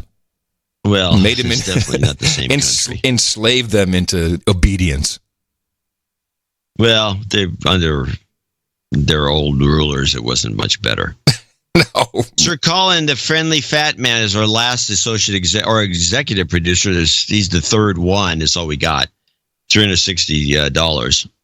Nice donation. Mm-hmm. Sir Colin, the friendly fat man from Cincinnati. Mm-hmm. A couple of things on the list for today. One, I want to wish my father, Arthur, by the way, we did have a Father's Day promotion for Father's Day, and as usual. Yeah, everyone hates their dads. They hate their dads. They hate their moms. They have no Valentines, but they love Fibonacci numbers. That's right. Go Fibonacci. Boo dad. Boo mom. I want to wish my father, Arthur, a very happy Father's Day. He's a man of heroic character and unwavering conviction that I aspire to imitate daily in my own feeble way. He has made me into the man I am today, and there is nothing I could ever do to repay him for all he has done for me and my 6 siblings. So, the next best thing is to recognize him on the best podcast in the universe. This donation amount is Magical Shape-Shifting Jew, $18 donation times 20 Nice. for his 7 kids and 13 grandkids. Oh, God bless him. Nice. I also want to wish a happy Father's Day to my brother Stephen, and my 2 brothers-in-law, Chris and Kevin. I was involved in the Cincinnati meetup back in May and forgot to send you guys the picture attached of our group. It was a great get-together, and we even had a Baron humble us with his presence. Nice.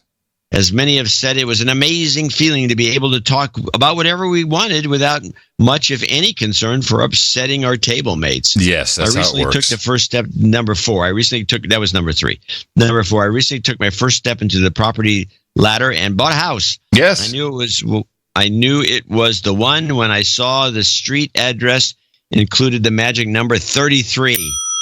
Now, my mother would really like me to find a keeper of my own and go along with it so I could get some house relationship karma. Yeah. So that's what he wants. Yeah. Well, that's what his mom wants.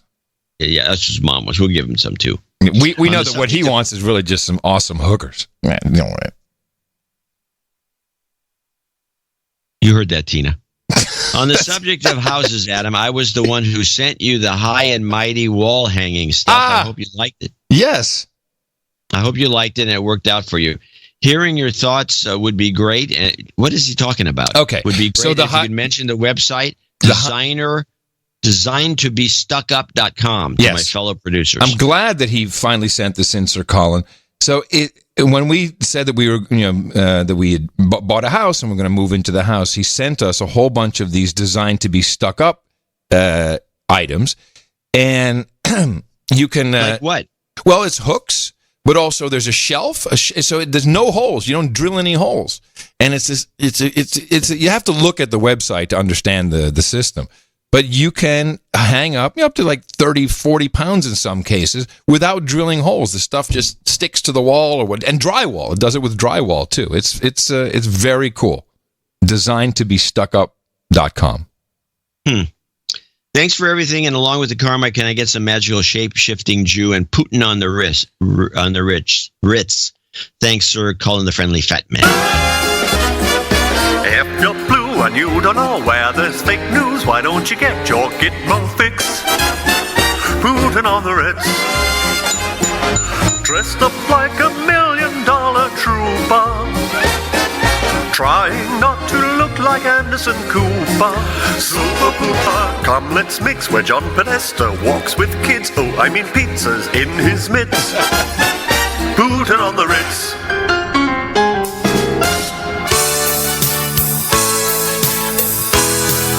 Roll up for the magical shape-shifting Jew. Step right this way. Roll up for the shape-shifting Jews. Roll up, the magical shape-shifting Jews. You've got karma. All right. Well, we want to thank these 3 folks for becoming the executive producers for show 1147. Yeah, and once again, no associate executive producers, which is very odd. Very odd. We don't see that often. He did mention the Cincinnati meetup. Let me see. Dave, was No Agenda Torrent Dave back in the day. At the London meetup, he did do a $50 cash on the spot donation. He neglected to add a note. He just wanted to be de-douched. You've been de-douched. And I have a report from the Copenhagen meetup, which was just the other day. This is from Eric, who organized. Greetings from Copenhagen, where we just finished our first successful meetup. 6 producers, including 2 knights, who came out of hiding to speak freely. And then nurse hangovers, the Dane hangover, apparently, and discuss the future of Scandinavia from a no-agenda perspective. It was a huge success, and plans are already in the works to make it a regular thing. Adam, I hope when you are finally done with honeymoons, you are able to join us next time. I'd love to go to Copenhagen. I would too. I'll go. In honor of the Copenhagen Knights and our lengthy discussion of the number 33 and how much Adam really knows about its origin, I've made a donation $66.66. Well, be thanking him later on, of course, as this is my first donation. Please de-douche me and kindly call out Pablo Ponting as a massive douchebag. Thanks to you and John for your hard work. Hope you are proud that it brings 6 strangers together halfway across the world. Yes, I think we are extremely proud of this. John? I'm actually stunned by it. I'm although I'm not surprised. And I'm specifically not surprised about the fact that people all get along, because the nature of the show is it does have a mindset that if people subscribe to it, they will be happier. They won't have an inflamed amygdala, yes. And they will get along with each other. Yes. And they always do. And I've never, yet to see anybody say otherwise. You wouldn't come to the thing if you weren't a normal person. And the fact that they're doing that they're already planning the next one means good news. Good news there. Yeah. Here's your de-douche. You've been de-douched. And I'll throw in a karma for you. There we go. You've got karma. So thank you. Thank you to our executive producers of episode 1147.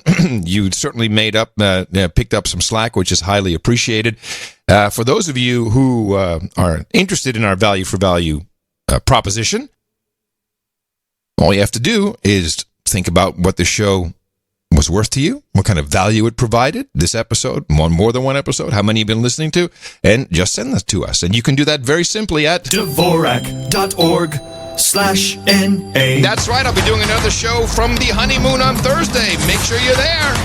Our formula is this. We go out, we hit people in the mouth.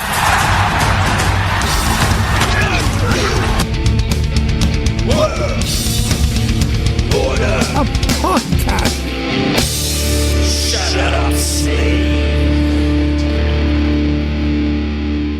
So I have a clip that confirms something I was brought up a couple of years ago. You were never, you were all in on this too. And This is Steve Pieczenik. Hey, what are you doing on my beat with my handler? Steve Pieczenik on North Korea tourism. For the most part, North Korea right now is a country waiting to be helped. And why do I say that? There are beaches there on the southeast of North Korea, and they want to open it up and make it a tourist attraction by October 2019. And Trump is the right person in the right place for the right time in order to make that type of deal with Kim Jong-un. Now, Kim Jong-un knows he has to open up North Korea. There are no more missiles he can fire. There's no more radiation that he can shoot out because it's really not a benefit to North Korea. He knows that tourism, primarily by the Chinese, last year I think about 100,000 Chinese came into the southeast part of North Korea on the beaches, was not enough. He wanted to open it up to the world, and the way he could do that was to establish a personal relationship, what we would call in Chinese guanxi, with President Trump. Because Trump, of course, knows how to develop resorts, he knows how to build hotels, and he correctly said, look, whatever happened in the CIA didn't occur under my auspices, but nevertheless, I have a very good relationship with Kim Jong-un. I believe that, and I believe that Kim Jong-un will, in fact, make a deal with Trump. My suspicion is it'll be around October of 2019. I could be wrong, but I hope I'm right. Oh, is that like an October surprise? I don't know. Yeah, of course it is. Possible. Right before the wrong October. You want the October. Oh, you want 2020 October. Right. I'm sorry. I think it's also premature. I think it's not far enough along for that to happen this year, but okay. Now, for those of you who are relatively new to the program, my uncle, Don Gregg, Gregg, who's listed in Wikipedia if you want his background. Yes, he's on the wikis as high-ranking. He's up in his late 80s now. I don't think he's actually stopped all work, but he was ambassador to South Korea after the Iran-Contra affair, where I believe he didn't protect his boss properly, so off he was to South Korea. But he had been to North Korea many, many times, and we were talking about what was happening at the time when you came up with the tourist destination. And he confirmed that. He said, absolutely. All they want is peace and a true end of the war. We only have an armistice. The war was never officially ended. And they would love nothing more than to be a tourist destination. In fact, it was after he tried to talk to the Obama administration, and they pretty much just threw him right out, and we're not interested in listening to you, that he said to me, sorry? Yeah, it was Greg that they didn't want to listen to. Yeah, he didn't want to. Yeah, to Uncle Don. He said, Adam, Dennis Rodman understands North Korea better than anybody in the entire administration. And I think this turns out to be true. That's true. Yeah, it seems true. Now, the one thing they're doing, though, is that you can tell that they're trying to line up. They have some mountainous areas where I guess they can create ski resorts. Skiing. And they've got the hotels up there and everything ready to go, even though they haven't really have any experience with lots of people, especially with a lot of grouchy German tourists, let's say, and Americans. The two worst tourists by most standards, although the Chinese are getting up there, and the beaches and all the rest. But the one thing that is never discussed is that giant pageant they have every year. North Korea has the largest soccer stadium in the world. I think it holds 120. If you look at large stadiums, the biggest one is the North Korean one, and I think it holds 120 or 140,000 people. It's huge. And they pack them in for this pageant that they have every year that is the most spectacular thing. You can see videos of it. Madeleine Albright saw it. She got to witness it. Well, there's tons of reporters who go. And a lot of reporters go. Yeah. But the thing about this thing is it holds so many people. They could do one for tourists, and I'm telling you, people would pay $1,000 a seat. Yeah, you could do it just like the Main Street Electrical Parade at Disneyland. You could do it two times a week, easy. Well, I never thought about doing it more than once. Yeah, and you could do listen, it weekly, and have grand marshals. Yeah. Like it's OJ. It's very doable. I mean, it would build up to that because people are still skeptical about going to North Korea, but I'd go at the drop of a hat. And there is this spectacular display of coordination, and it's just an astonishing thing to see. There is yet again noises coming from Agent Orange, our Dutch military intelligence guy, that an opportunity may open up for the show to go to North Korea. But I don't think we should not go together. That's probably not a good idea. No, and it's going to be hard to broadcast from there. Well, because it would be part of some military thing, he says that he feels that may be possible, but I don't know. Now, if it's hard to broadcast live, then maybe it does make sense for us to go together. That would be the first and only time we ever do a show near each other. Yeah, I don't want to break tradition. Okay. Screw North Korea. Don't want to ruin the show. I want to go to North Korea, but I don't want to ruin the show. We'll get to North Korea one way or the other. What? I've told this, my Live Joe, so I said this once to him. Yeah. Yeah, I'd love to go to North Korea. What? Why would you go to see that murderous North Korea? Why would you do this? And these are liberals. These are guys who used to write for New York Times and teach, professors. Liberals. Professors, liberals. So that's that. Yeah. So I've been watching the action on the tanker attack. Yeah, I got a couple clips on this. Well, I have a couple of clips too, and then I have a clip that actually makes sense. Okay. Most of the clips are just hysterical, not interesting. Why? I don't know what we should do here. I have a BBC backgrounder since I'm over here. I thought it might be interesting to get Use there. The BBC, then I'll play mine. Then I have the kicker clip is the from RT, which has a different perspective. So once again, we have to go outside of United States broadcasting to get anything of any use. Pretty much. All right, here's the BBC. Well, the Iranians are saying it wasn't us, but the Americans are saying, yes, it was. They're blaming Iran for a suspected attack on 2 oil tankers in the Gulf of Oman. One is reported to have been hit by a torpedo. We know that crew had to be rescued from both. And we have this video that's been released by the Iranian Navy, which shows the Norwegian ship, the Front Altair. It's carrying 75,000 tons of a particular type of crude oil. And we know the crew reported reported 3 explosions. And here's the Iranian foreign minister saying reported attacks on Japan-related tankers occurred when Prime Minister Shinzo Abe was meeting the Ayatollah Khomeini for extensive talks. He says suspicious doesn't begin to describe what likely transpired this morning. Now, to explain, one of the ships certainly is Japanese-owned. The other, though, is owned by Norway, so I'm not sure why he's suggesting both are related to Japan. Either way, Iran has many suspicions, but so do the Americans. Here's Mike Pompeo. It is the assessment of the United States government that the Islamic Republic of Iran is responsible for the attacks that occurred in the Gulf of Oman today. This assessment is based on intelligence, the weapons used, the level of expertise needed to execute the operation, and a whole bunch of New World Order bullshit. Recent similar Iranian attacks on shipping, and the fact that no proxy group operating in the area has the resources and proficiency to act with such a high degree of sophistication. Help us understand what the Iranians are saying think happened here.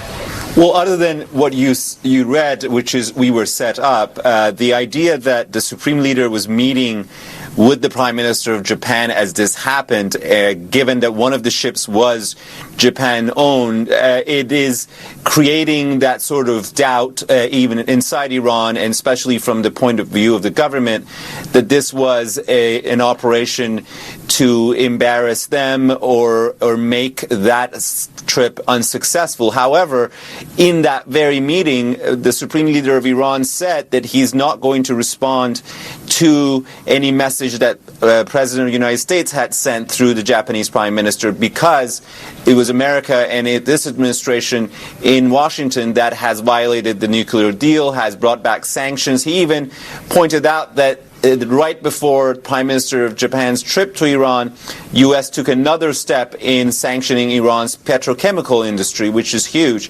part of Iran's exports. It was clear from the Iranian point of view that there's nothing to talk about to this administration as long as they are in violation of the deal of the UN Security Council 2231. Yet to have this incident happen on the very same day, it does give them some leeway to at least argue that this seems something far-fetched from something they would do, because there's nothing to be gained from it. Yeah. You know, that's kind of a long-winded similarity to the RT report, which is a little tighter. The British like to talk. Yeah, they do. But it's a lot different than what we get here. This is the CBS report on Iran and oil tankers. Okay, sorry about that. Here we go. Saudi Arabia and the United Arab Emirates are calling for decisive action to protect energy supplies after 2 oil tankers were attacked this week. President Trump says Iran is to blame. Charlie D'Agata is in the UAE tonight with the latest. The tanker Front Altair, in flames and adrift, is now reportedly under tow to the United Arab Emirates. Is everything okay? Its 23 crew members, rescued by the Iranian military and detained, are soon headed home too. Iran insists it had nothing to do with Thursday's back-to-back attacks on the Altair and Japanese tanker Kokuka Courageous, despite repeated accusations from the Trump administration. Well, Iran did do it, and you know they did it because you saw the boat. I guess one of the mines didn't explode, and it's probably got essentially Iran written all over it. Images from U.S. military officials. Is the president high when he's saying this stuff? What is wrong with him?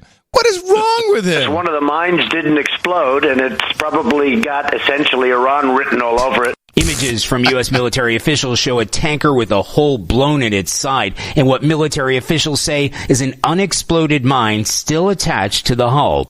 Later, the U.S. military released this grainy video footage showing what appeared to be Iranian forces removing the mine and making off with it. Oh, I love the grainy footage. We can see a matchstick from space, but grainy footage. Germany's foreign minister cast doubt on the evidence, and even the UAE has stopped short of directly naming Iran. This has only been possible by a state-sponsored attacks. Now, investigators here will be able to take a closer look at one of the crime scenes as the Kokuka Courageous arrives here just offshore in the coming hours and its contents safely transferred to another ship. I would like to remind us of United States presidents and these types of operations, certainly when the neocons were re-flourishing under the Obama administration in 2012. This is Patrick Clausen of the Washington Institute for Near East Studies, which is a neocon, a-hole, blow-the-world-up think tank. Listen to what this guy was saying. I frankly think that crisis initiation is really tough. And it's very hard for me to see how the United States president can get us to war with Iran. Which leads me to conclude that if, in fact, compromise is not coming, that the traditional way of America gets to war is what would be best for U.S. interests. Some people might think that Mr. Roosevelt wanted to get us into World War II, as David mentioned. You may recall we had to wait for Pearl Harbor.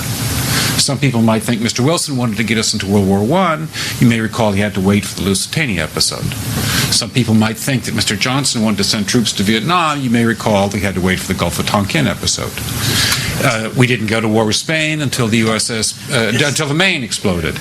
And may I point out that Mr. Lincoln did not feel he could call out the Federal Army until Fort Sumter was attacked, which is why he ordered the commander at Fort Sumter to do exactly that thing which the South Carolinians had said would cause an attack. So if, in fact, the Iranians aren't going to compromise, it would be best if somebody else started the war. One can combine other means of pressure with sanctions. I mentioned that explosion on August 17th. We could step up the pressure. I mean, look, people, Iranian submarines periodically go down. Someday one of them might not come up. Who would know why? We can do a variety of things if we wish to increase the pressure. I'm not advocating that, but I'm just suggesting that this is not a either-or proposition. It's just sanctions has to succeed or other things. We are in the game of using covert means against the Iranians. We could get nastier at that. So the two things I thought interesting about this clip from 2012 is, one, the mention of Iranian submarines that could go down and not come up. And notice how he just skipped over 9/11. Every false flag known to man, even some that are disputed in the lexicon. There's that 9/11 thing. Let's not talk about that. Just skip over that. But that's the thinking. That is recent. It took 25 years before the Gulf of Tonkin thing, even though everyone knew it was a fake, got into the news media. The news media, they dropped the ball for 25 years. Yeah. Maybe longer. Well, we only have a couple more then until 9/11 can be uncovered for real. Well, it's got a lot more to go. So let's hear what RT has to say, which is again very similar to the BBC report with a little more a little. Even though it's a discussion, it's a little gets to the point a little better. About what happened, we have not only the government sources, but the media rushing to pin the tail on the designated culprit under circumstances that seem awfully convenient, don't they? I mean, here, how many people have been saying that the rush to war toward Iran seems to be abating somewhat? We've got Abe going to Tehran. Maybe he's got a message from Trump. Maybe there's a first step to working things out, and then, bam, something happens. It's awfully convenient, and you say to yourself, all right, is it too convenient? So it's important to point out, by the way, that Iran was in the midst of high-level and friendly meetings with the Japanese prime minister in and around the time the tanker attacks took place.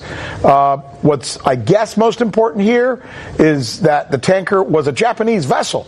And Iran officials asked, what sense would it make for us to attack a Japanese vessel while we're meeting in a friendly confines with Japanese officials? Meanwhile, one other note, and this is important. The attack has sent the price of oil across the globe way, way up, and the trend has continued.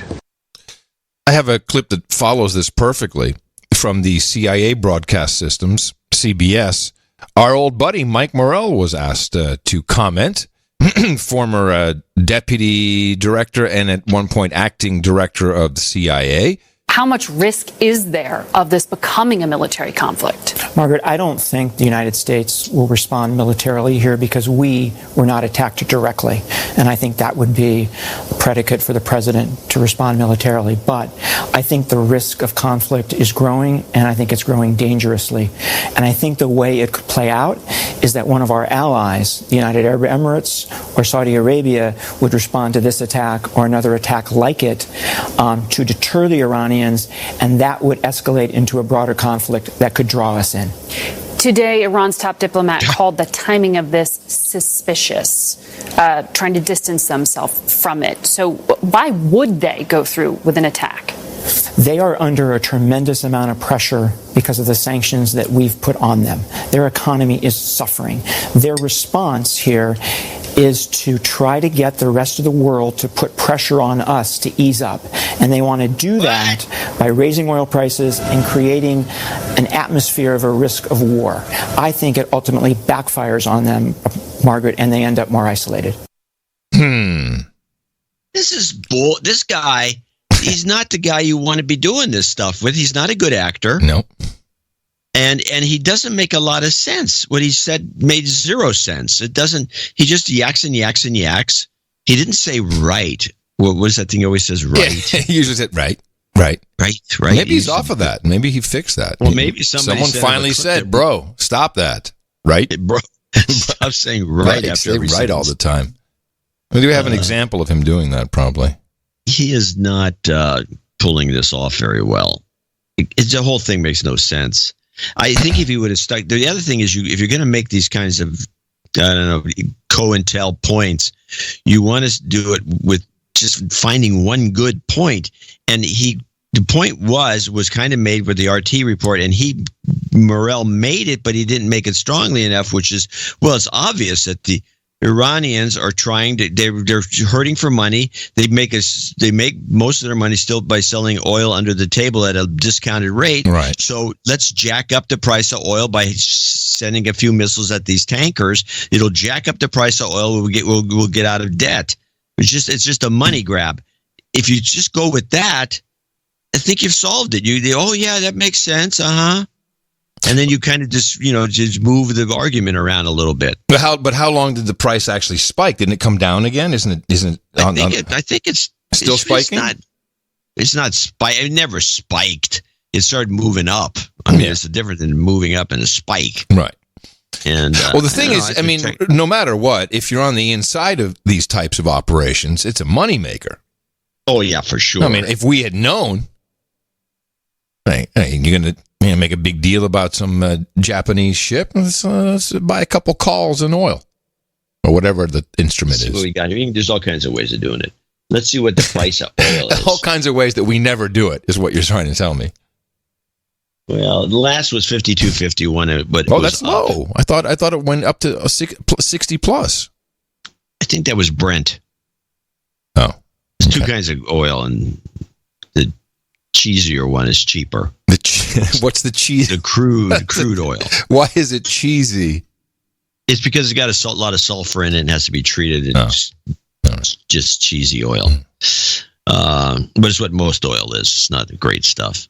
But you know what no one ever talks about is what is to become of Iran once we go full... Rubblize! You played the Fletcher clip. Play it again. I was saying, what is to become from Iran when we go full carbon neutral?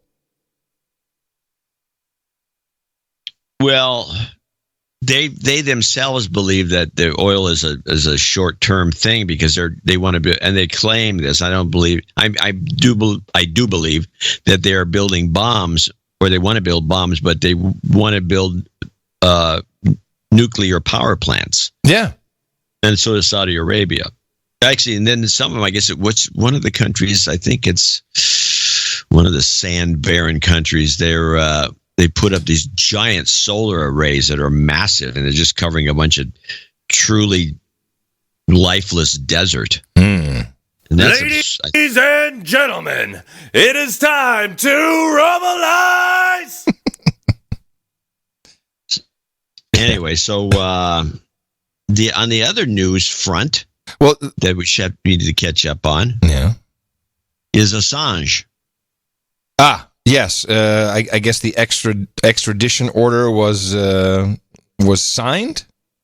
I'm not absolutely sure it was signed, but I do have some interesting clips again from RT.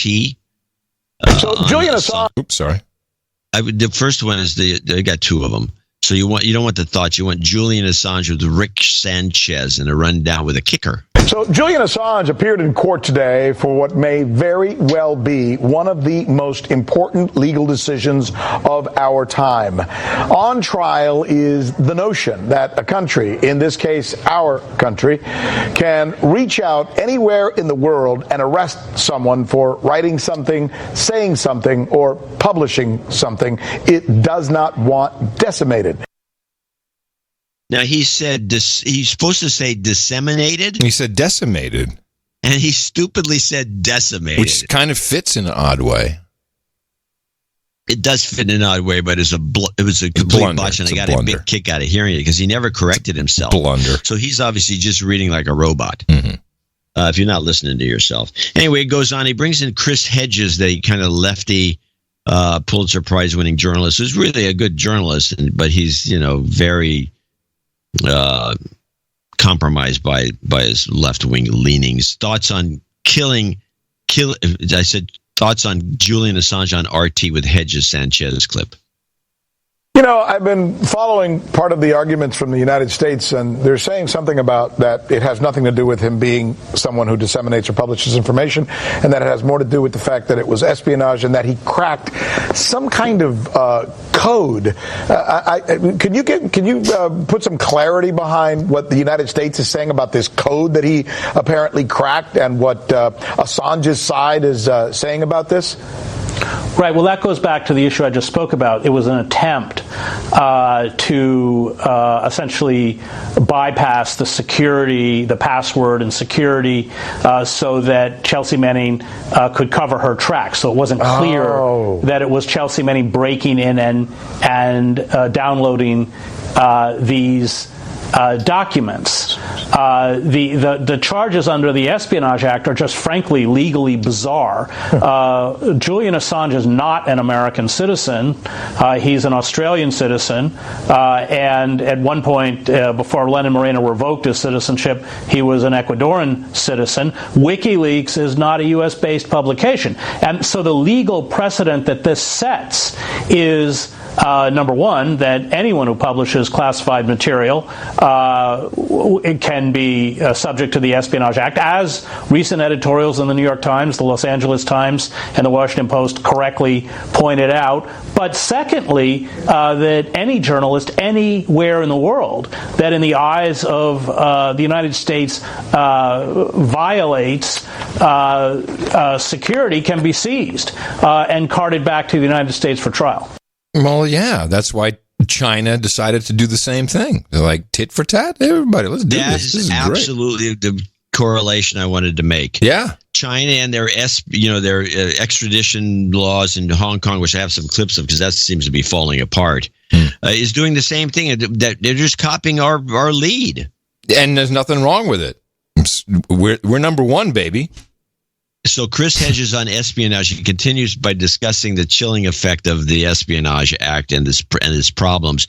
And I think, the fact that I have to go to RT to get this opinion, and even though we can do these opinions ourselves, is kind of pathetic that the American media doesn't do something about or make a bigger stink about this. Chris Hedges on Espionage Act problems. Right, and I have to say this began under the Obama administration with the misuse of the Espionage Act, a 1917 act passed by Woodrow Wilson, which was the equivalent of the British Foreign Secrets Act, i.e.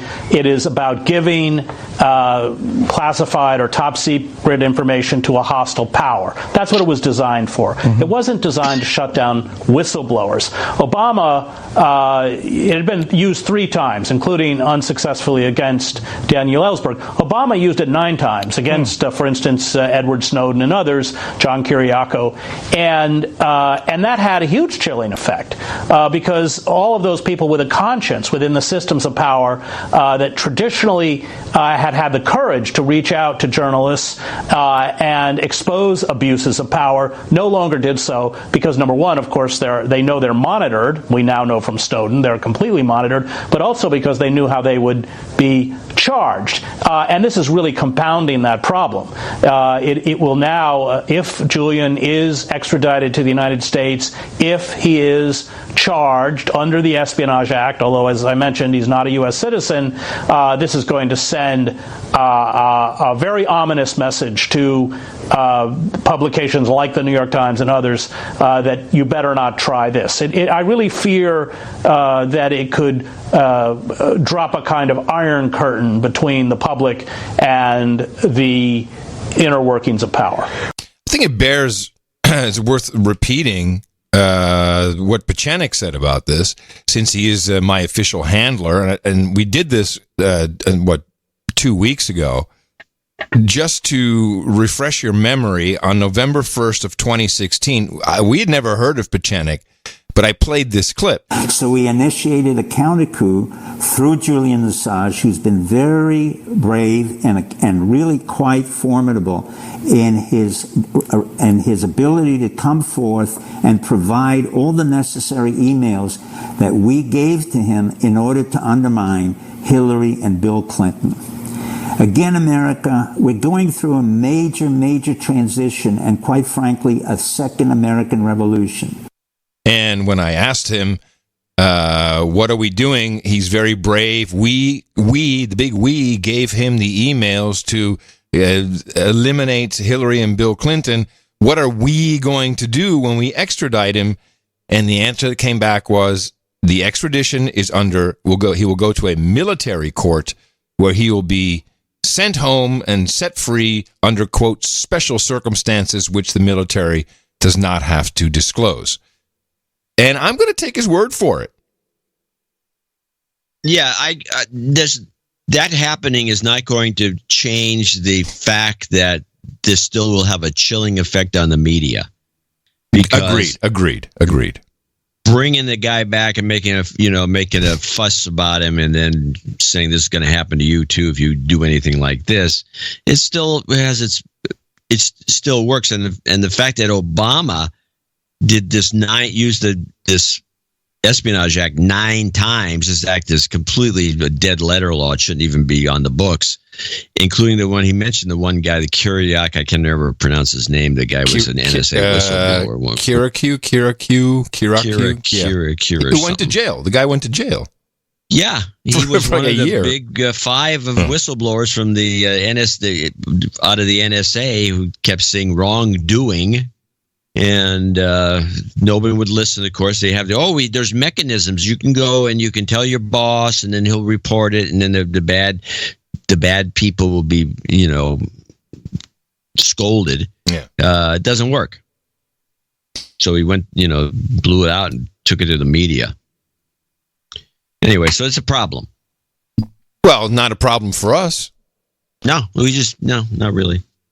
We're just a podcast. We do analysis. We don't find documents and then expose them. Well, we get lots of information from people. That's for sure. And we need more of that. But I've never received any documents, so to speak of. Anything good, anything worthwhile. No, nothing good. For sure. No, for sure. So just back to Iran for a second. When I hear the president talk like that, that's got to be just total crap. He knows this is bullshit. He knows it. You sure? Yeah. Yeah, I think so. He's still got Bolton working in there. Which is the disappointing part. Because that guy's trigger happy and dangerous with Pompeo. I put Pompeo there too. Oh, yeah, both of them. But as a negotiation, because he does talk about, I'm ready to negotiate with them. We'll talk anytime they want to talk. That seems to be kind of the way he does it. But what really happened? If this was if they try to do a Gulf of Tonkin or Lusitania or any of these, which interestingly, a lot of these quote unquote false flags involved ships. What the hell kind of lame op was this? These ships didn't sink. They didn't explode in a ball of fire. They've been tugged back to wherever. They didn't sink. with something we have to think about. A torpedo? Seriously? Torpedo? A torpedo strike? That torpedo, everyone's pulled back on the torpedo. Oh, okay. And good. now they're like little missiles or something coming and hitting the sides of the boat. The torpedo theory was debunked, I think, because somebody was on the deck and saw the missiles coming in. Missiles? Yeah. Yeah. You know if you look at the ship, they had the two dents in the side. Yeah. Those are for missiles. Somebody shot some low-grade missile and bounced along the water just above the water line and hit the boat. Seems more like a starter pistol. Missiles. Remember those missiles? The French had these missiles that were used to sink some boats during the Falkland Islands Wars. I don't recall. Yeah, I can't remember the name. So someone in the chat room will remember the name of these anti-ship missiles. I think French missiles. I think the exact quote was, quote, flying objects. Well, not quite the same as a missile. Yeah, it is. Yeah, it can be. If I throw a rock at somebody, it's a missile. That's also a flying. Okay, all right then. Good, I got you. You get my point, though. This thing is lame. Yeah, but what kind of flying object would it be? A couple seagulls with bombs attached? I mean, I just don't understand. Well, let's look at it from a different perspective, and I'll give you a reason to fire Bolton and Pompeo. This fail, outright fail. Venezuela. If it was designed to do nothing more than raise the price of oil, it didn't. Okay, that was what we came up with on the last show. But the president's, oh yes, this was an attack. These guys are failing left and right. Venezuela. What happened in Venezuela? Did that just end? Everything's hunky dory. Don't hear about it anymore. Did we take over? Are we running the place? Is Guaido? So you're saying, I see where you're headed. Yeah. You're headed with the whole thing so incompetent. Completely fire him. End up, fire these boneheads. Yeah, they can't even sink a ship. I'm going to show my support by donating to No Agenda. Imagine all the people who could do that. Oh yeah, that'd be fab. Yeah, on No Agenda in the morning.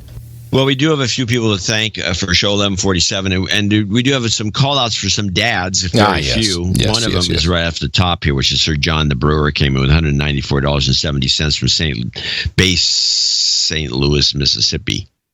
And his father, Jack, was born in 1947. He doesn't listen to the show, but well wishes anyway. Need to update my night monikers. I'm no longer brewing.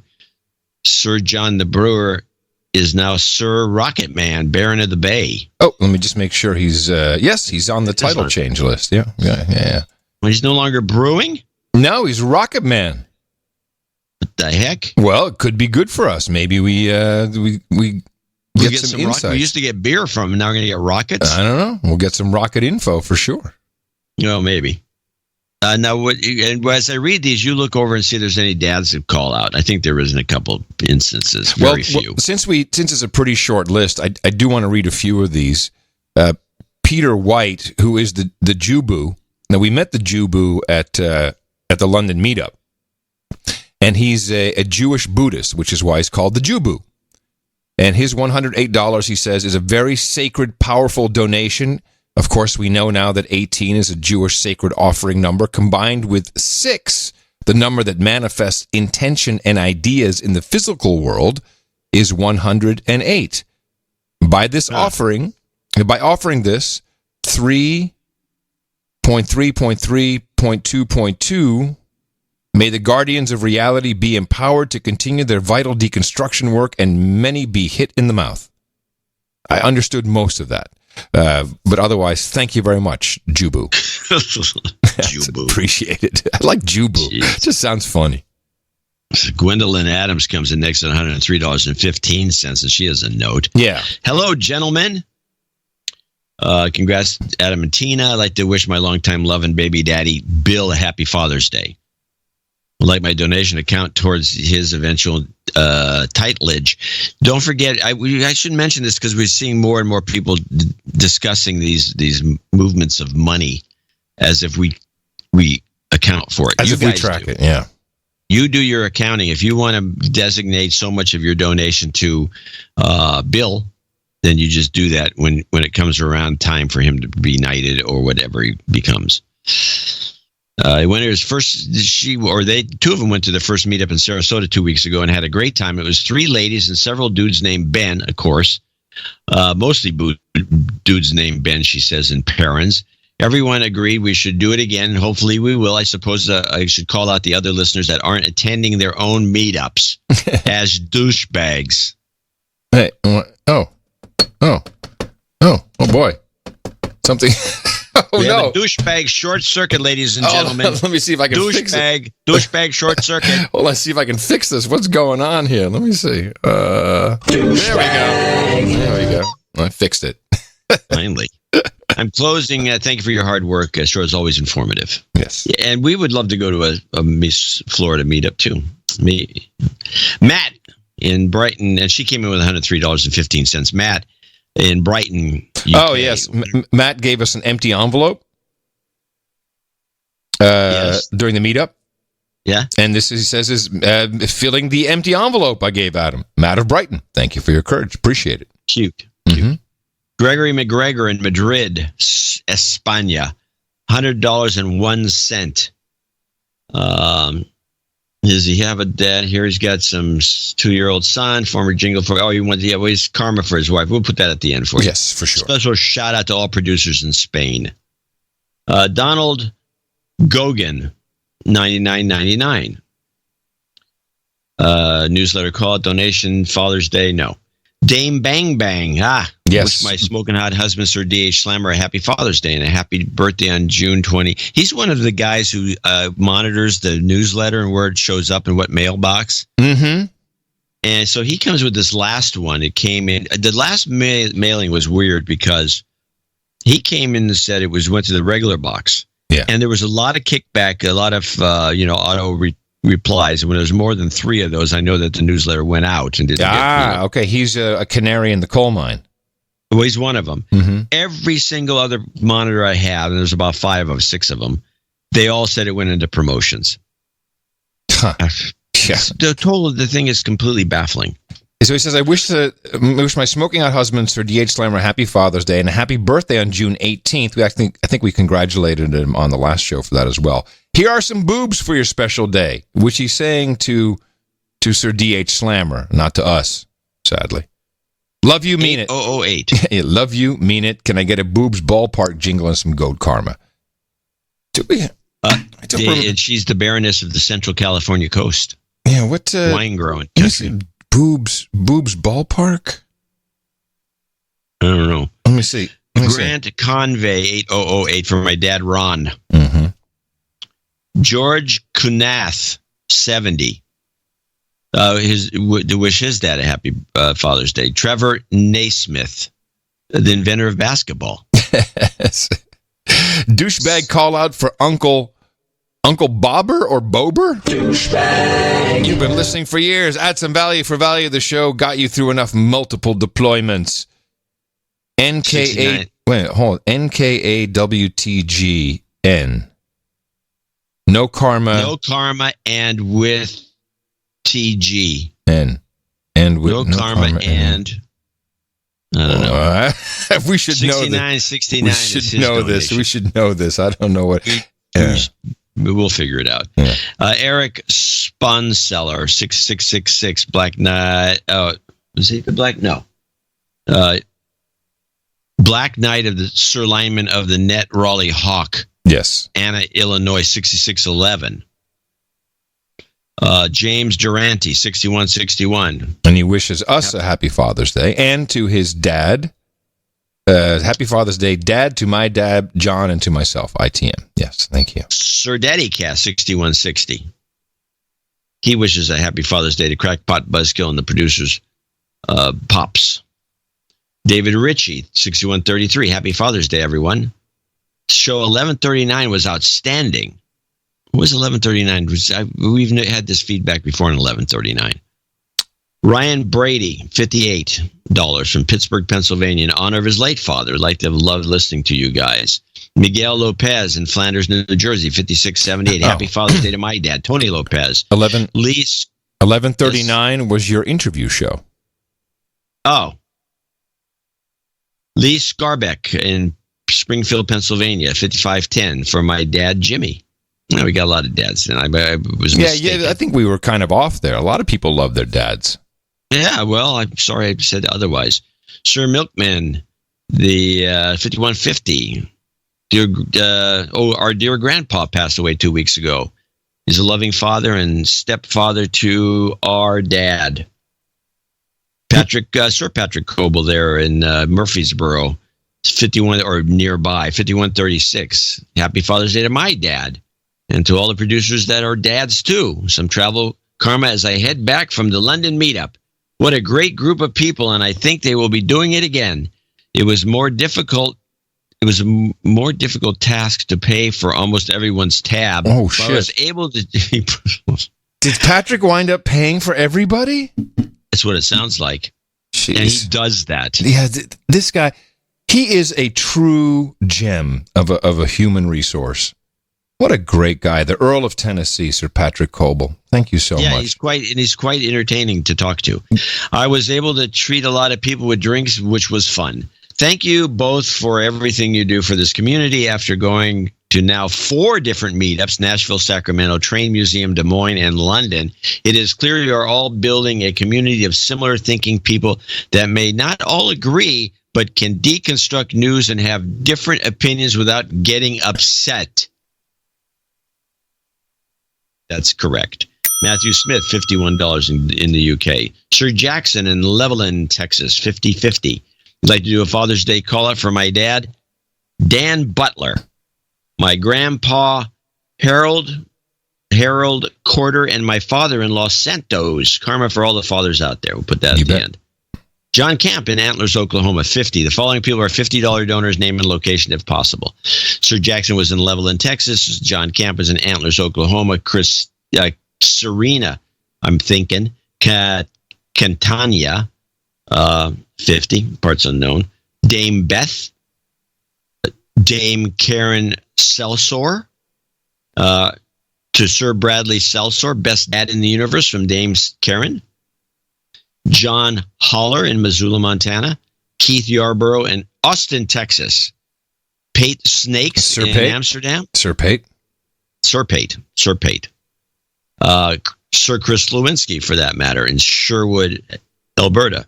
Once the richest place in Canada. And last but not least, Oliver Reich in South San Francisco, California, who should come to one of our meetups when we do them around here. Let's see what else we have here. Then we have a Father's Day call from Melissa to best dads. The best dads I know, my smoking hot best boyfriend, Mark Stewart. We have a birthday from one guy. Let's see if we get. We have Matthew Funk. I think he's saying Happy Father's Day to Bob Funk in Bakersfield. Yep. Lisa Stelter, Happy Father's Day to Paul from Lisa, Amelia, and Sammy, and our soon-to-be new human resource, Olivia. And let me scroll down. I think that's what we have. Yeah. One of our producers sent me an email, and let me see if I could find this. It was a happy Father's Day card from his 15-year-old, and it said, and he sent me a picture of it. It says, "Happy birthday to the best dad in the universe, according to the Mueller report." I mean, that's a cool kid. I like that a lot. It's very funny. Well, that's it then. So that's our group of well-wishers and Father's Day greeters. There'll be some carryover in the next show on Thursday. I'm sure there's a few people came in late with some well wishes for their father, and we'll put that on the next show. And so just stay tuned. You will not be forgotten. Yeah, all of the donations and support of the show are always appreciated. And I think it is pretty clear that the producers love dads more than moms. I can't help it. It's what it is. I'm having to agree with you. It's what it seems to be. Of course, moms. They always get they always get gypped. I know, poor moms. Get gypped. We do appreciate everyone's support of the show, including those under $50, which is often for reasons of anonymity. We did a couple of them today because they specifically called out their dads for Happy Father's Day. And Happy Father's Day to you, John. Might as well just say that while we're... Well, Happy Father's Day to you. Thank you very much. And, good news. Podcastlicense.com seems to be resolved. I think that we're getting that back up and running. So those of you who have a boarding pass, that should be working again, and I should be able to work on the backlog to get some of those boarding passes set up. If you don't know exactly what we're talking about, there's many ways to support the show. If you want to find out all of the different ways, you can go to Dvorak.org/NA. Then find out everything you need to know about it. We'll have another show on Thursday coming to you from Portugal, at least half of the show, and as requested, we need a couple of karmas.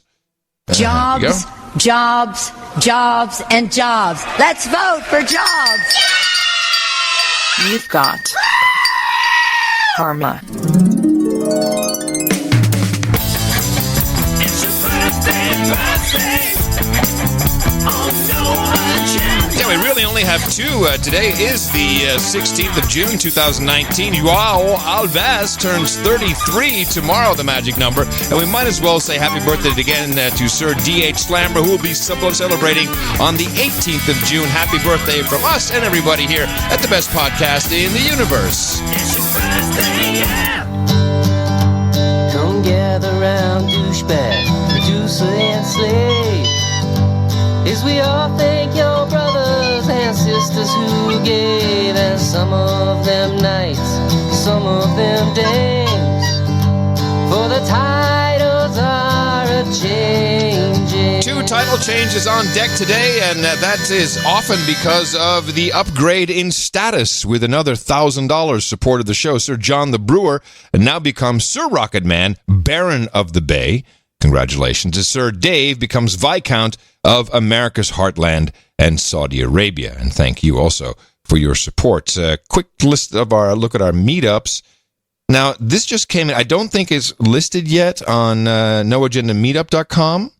By the way, is it just me, or are we missing a place on noagendameetups.com to add a report and photos of how it went? Seems like that's something that belongs there, don't you think? Should be able to upload. Be a bad idea. Yeah, upload the picture. Yeah, then we'll ask Mimi if she can talk to the team over at noagendameetups.com. So June 28th, that'll be next. What is it? Next week, Salem, Oregon. That's Friday the 28th. Local 33 South will be hosting a meeting, so that should be on noagendameetups.com today, hopefully. Then also July 4th, Seattle, Washington. July 9th, Knoxville, Tennessee. The 13th, Atlanta, Georgia. And 2 on July 20th, Southwest London, into effect again. Also Buffalo, New York. Find out all of the meetups in your area, or start one yourself by going to noagendameetups.com. And thank you all for your courage in supporting the program. PC Magazine hates us. Well, there was they've never put us on their top podcast list. Now, my advice to people. Let me just explain what we're talking about, because no one understands it. They have the best podcasts for 2019. Podcasts offer you a great way to pass the time, whether you're commuting, working, or relaxing. Check out our staff's 64 favorite podcasts in 8 categories. And we're not listed anywhere. No, of course not. Now, I would, if you notice, the author of that article leaves his email address there. And all the email addresses for everybody at PC Magazine is the same as first name underline last name. Ben Moore. At PCMag.com. Ben Moore. Yes, Ben Moore. Ben Moore or something. Yeah, he's a kid. It looks like he's a young millennial. Probably never heard of us ever. And you just write him a note saying, hey, you should maybe write him maybe a couple notes. Well, they actually say, it actually says right here in the article, it says, our collection is just a small sampling of podcasts, though there are certainly many more quality ones out there. If your favorite is not on the list, let us know in the comments. Yeah, well, you should do that too. And send them an email. I guarantee that they will ignore the comments. There's one comment. The No nobody Agenda reads this magazine anymore. Sorry. There's one comment from Kevlar editor. The No Agenda show should be on this list. There you go. That's the No Agenda Nation. Thank you, guys. Yeah. We get no respect. Well, yeah. Well, it's mostly, the problem is that these podcast, bullcrap podcasts, the ones that are largely repurposed NPR shows, is not a podcast. Yeah. Michael Savage is actually doing a podcast. Oh, boy. He's been kind of kicked off the air for some reason. It started with WABC in New York. Yeah, he got kicked off by Ben Shapiro. Shapiro, has taken over. Shapiro's a neocon, pretty much, a Trump-hating neocon who just puts up with Trump so he doesn't get hate mail. And it's really, seriously, that's the only reason he does it. And if you remember, he's the one who did the setup with the Lewinsky. They got Lewinsky fired where that girl was manhandled by Lewandowski or whatever. Lewandowski's his name. Yes. Yeah. Oh, you're hurting me. And then you watch the video and you can see nothing came of it. It was bull crap. And then, she tweeted a picture of her wrist was bruised. Yeah, and then, makeup will do that, by the way. Good makeup, you know how you use makeup, you can make anything look bruised. So she got a picture, and so Shapiro got all bent out of shape, and because Breitbart knew this was a scam or bull crap, and so he got bent out of shape and said, "Oh my God, I'm quitting Breitbart. We're going to start our own magazine." And it was obviously in the works, the Daily Caller. Yes. He went over there, and that's where he created his podcast, which became a radio show. And I'm not going to say he's not a decent broadcaster. I mean, he's not the best I've ever heard, but he's professional enough that he can do it. Mm-hmm. And but he's still a Trump, and he was a Trump hater all along. And now he relents. He relents because what's his choice? He's got no other choice. He's got to fall in line with one of these Democrats or no good. So, but he's a neocon of sorts. And I don't trust him. The Keeper used to listen to him a lot, and she actually kind of got turned off by his transitions to ads. She said it's so jarring. It's so jarring. Professionalism lacks. Yeah, he cannot move into. He can't even seg. I mean, his segues are so dorky, and then it's before you know it, like, what is this? It's just yelling at you with an ad. Yeah, apparently, I think she stopped listening because of that. Because of the odd, just jarring. She said jarring. It is jarring. He's not good at that, and that's a certain skill that he doesn't have. But he clearly has an audience of hot chicks. Hello. Maybe. No, I'm pretty sure. For some reason, some women consider him to be a handsome, fast talker. There you go. Quick on the draw. He's definitely a guy you wouldn't want to get into an argument with because he is a quick-witted. He's very quick. Let's see. Yes, I've been holding on to this for a bit here. Let's see. We have some Green New Deal stuff. What did I... Oh, yeah, California. It's very interesting. Uber alles. Yeah. California is now trying to, and there's reasons for this, is trying to cement into the psyche that hydropower, i.e. water, is not renewable energy. They don't want it to count as renewable energy, where I think it's just like sun and wind. Isn't it kind of the definition of renewable energy? Yeah, you put a dam up, it fills up, and water goes through the dam and creates electricity. It rains, fills the dam up, goes through it's very renewable. So how is it less renewable than sunshine? Well, here's what becomes important. Important. It becomes important where they have targets to hit. By 2030, 60% of all electricity in California needs to come from renewable sources. So does this mean that they're trying to get more money into wind and solar and say, oh, no, that doesn't count. You can't say that that's part of our 60%. More money into wind and solar. Whereas I think hydropower without question, very effective. Well, they've been taking some dams out. No, brother. And they did that in Washington State, too. They screwed up some area. Why? Why are they taking the dams out? The fish. The fish are having trouble getting upstream. Oh, the fish. Well, here's the doofus of the week clip from Trudeau, your Scandinavian PM. This is virtue signaling gone wrong, where he is asked about what he's really doing to conserve and to be a part of, not ruining the environment. What do you and your family do to cut back on plastics?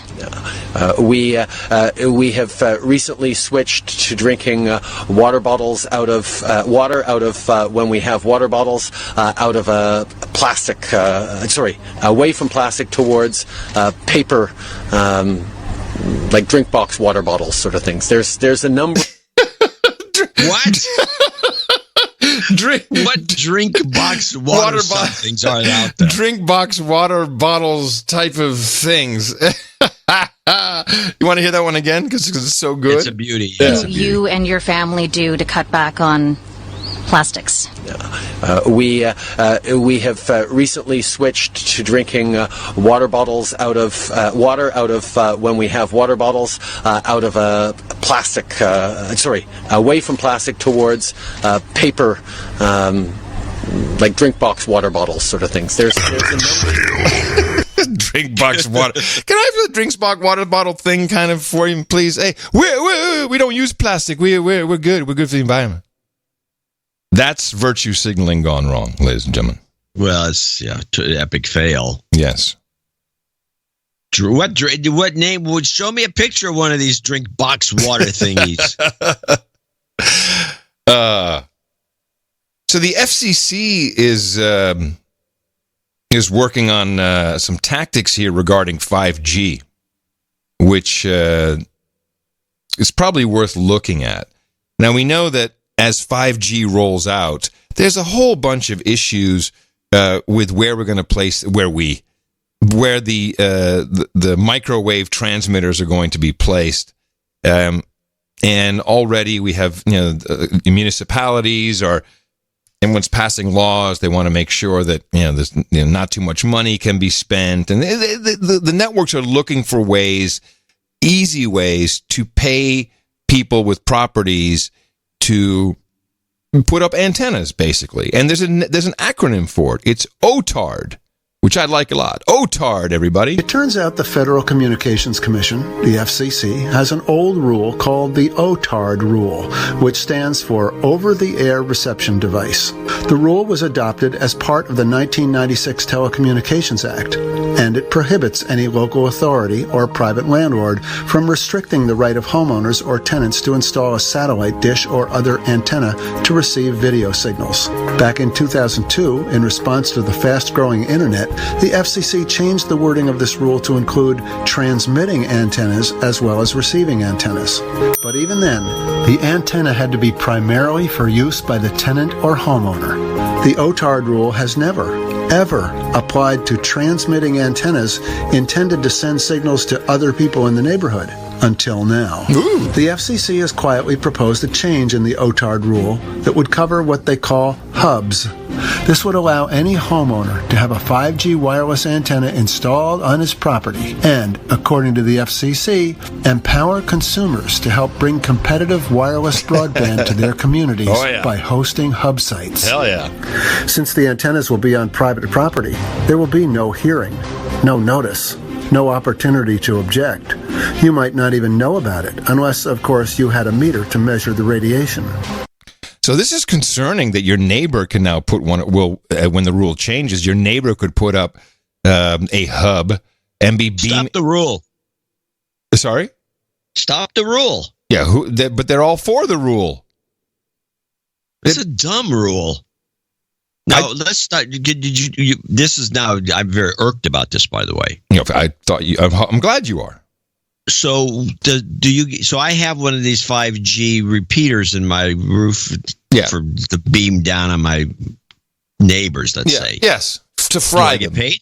Yes, yeah. You'll get paid. How much? I don't know yet, but I'm sure handsomely. I know you get paid handsomely if you have a giant cell tower with a whole bunch of antennas and radios on the. You've seen this. There's a bookstore, one of the most famous bookstores in Detroit, that is an old used bookstore that's like 6-7 stories high, of all the, maybe taller, of just a fantastic collection of old books. And everyone in Detroit knows this place. It's very famous.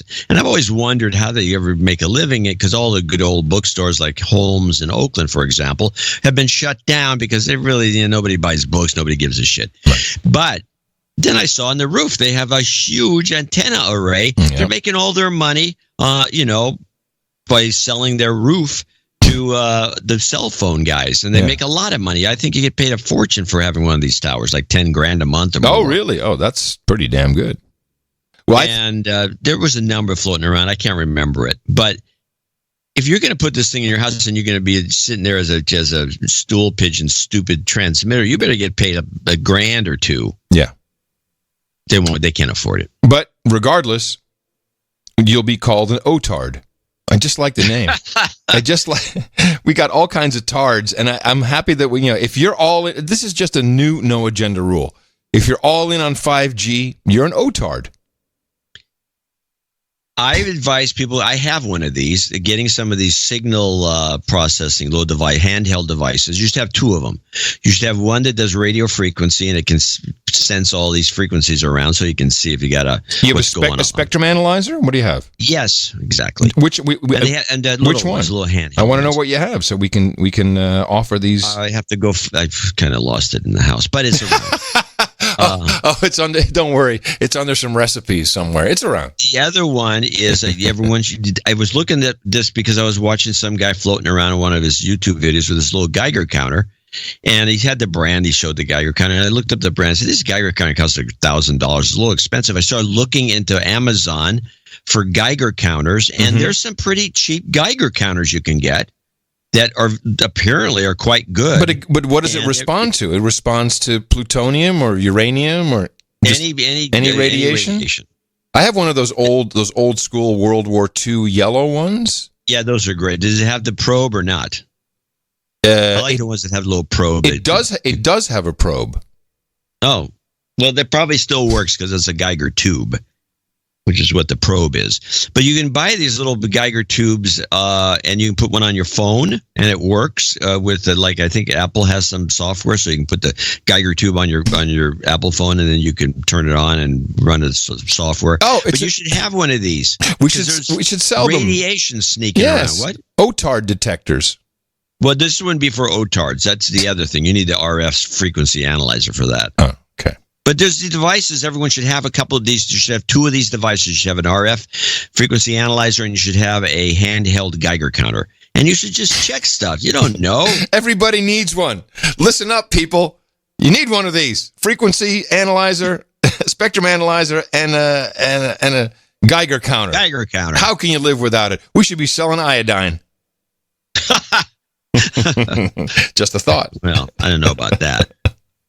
I'm not getting that far off the topic. Right. Well, let's take a look. Here's a couple of dumb stories. Oh, no, let's go back to politics. So this is a classic, and this is two people presenting the story. This is just killing me. Kellyanne Conway and the Hatch Act. I got two clips. Let's start with the PBS version. Okay.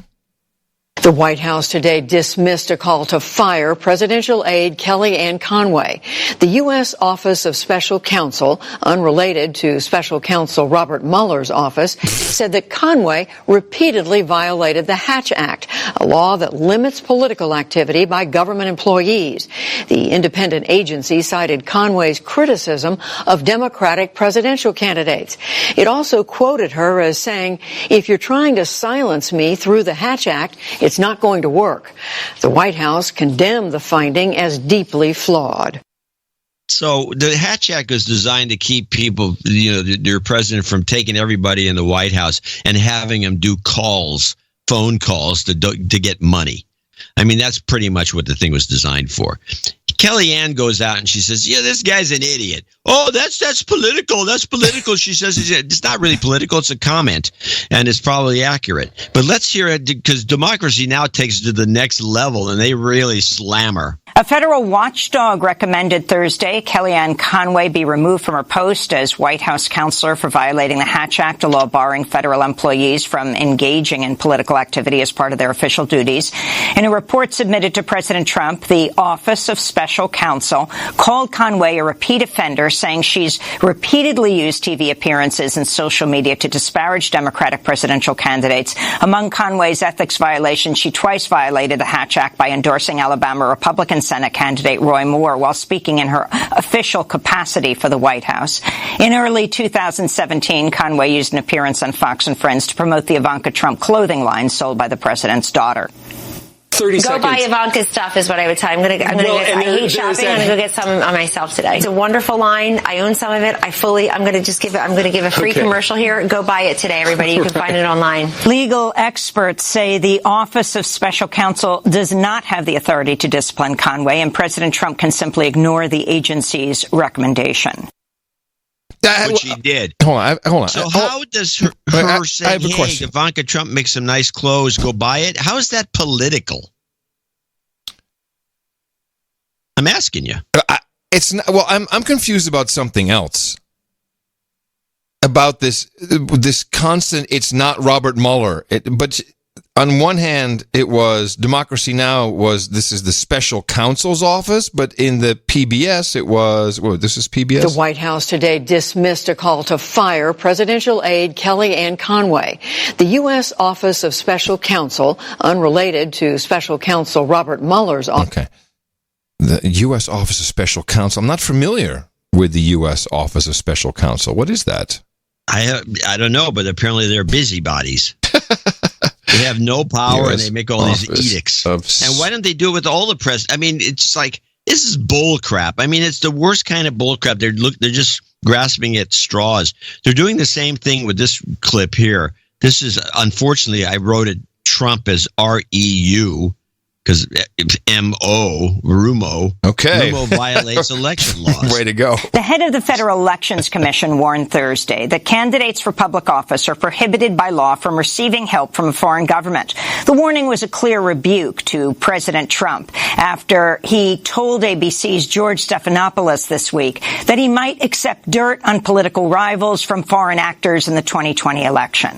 Your campaign this time around, if foreigners, if Russia, if China, if someone else offers you information on an opponent, should they accept it or should they call the FBI? I think maybe you do both. I think you might want to listen. There's nothing wrong with listening. If somebody called from a country, Norway, we have information on your opponent. Oh, I think I'd want to hear it. Do you want that kind of interference in our elections? It's not an interference. They have information. I think I'd take it. In a statement posted online one day after Trump's remarks aired on ABC, FEC Chair Ellen Weintraub said, "Let me make something 100% clear to the American public and anyone running for public office. It is illegal for any person to solicit, accept, or receive anything of value from a foreign national in connection with the U.S. election. This is not a novel concept," she wrote. All right. I really want to know what Norway knows, because these things don't come out of just nowhere. The United States Office of Special Counsel is a permanent, independent, federal investigative and prosecutorial agency whose basic legislative authority comes from 4 federal statutes: the Civil Service Reform Act, the Whistleblower Protection Act, the Hatch Act, and the Uniformed Services Employment and Reemployment Rights Act. OSC's primary mission is the safeguarding of the merit system in federal employment by protecting employees and applicants from prohibited personnel practices. So they should have actually gone to Kellyanne Conway and said, hey, you should not be doing this. Instead, they go to the media, I guess is what I'm seeing.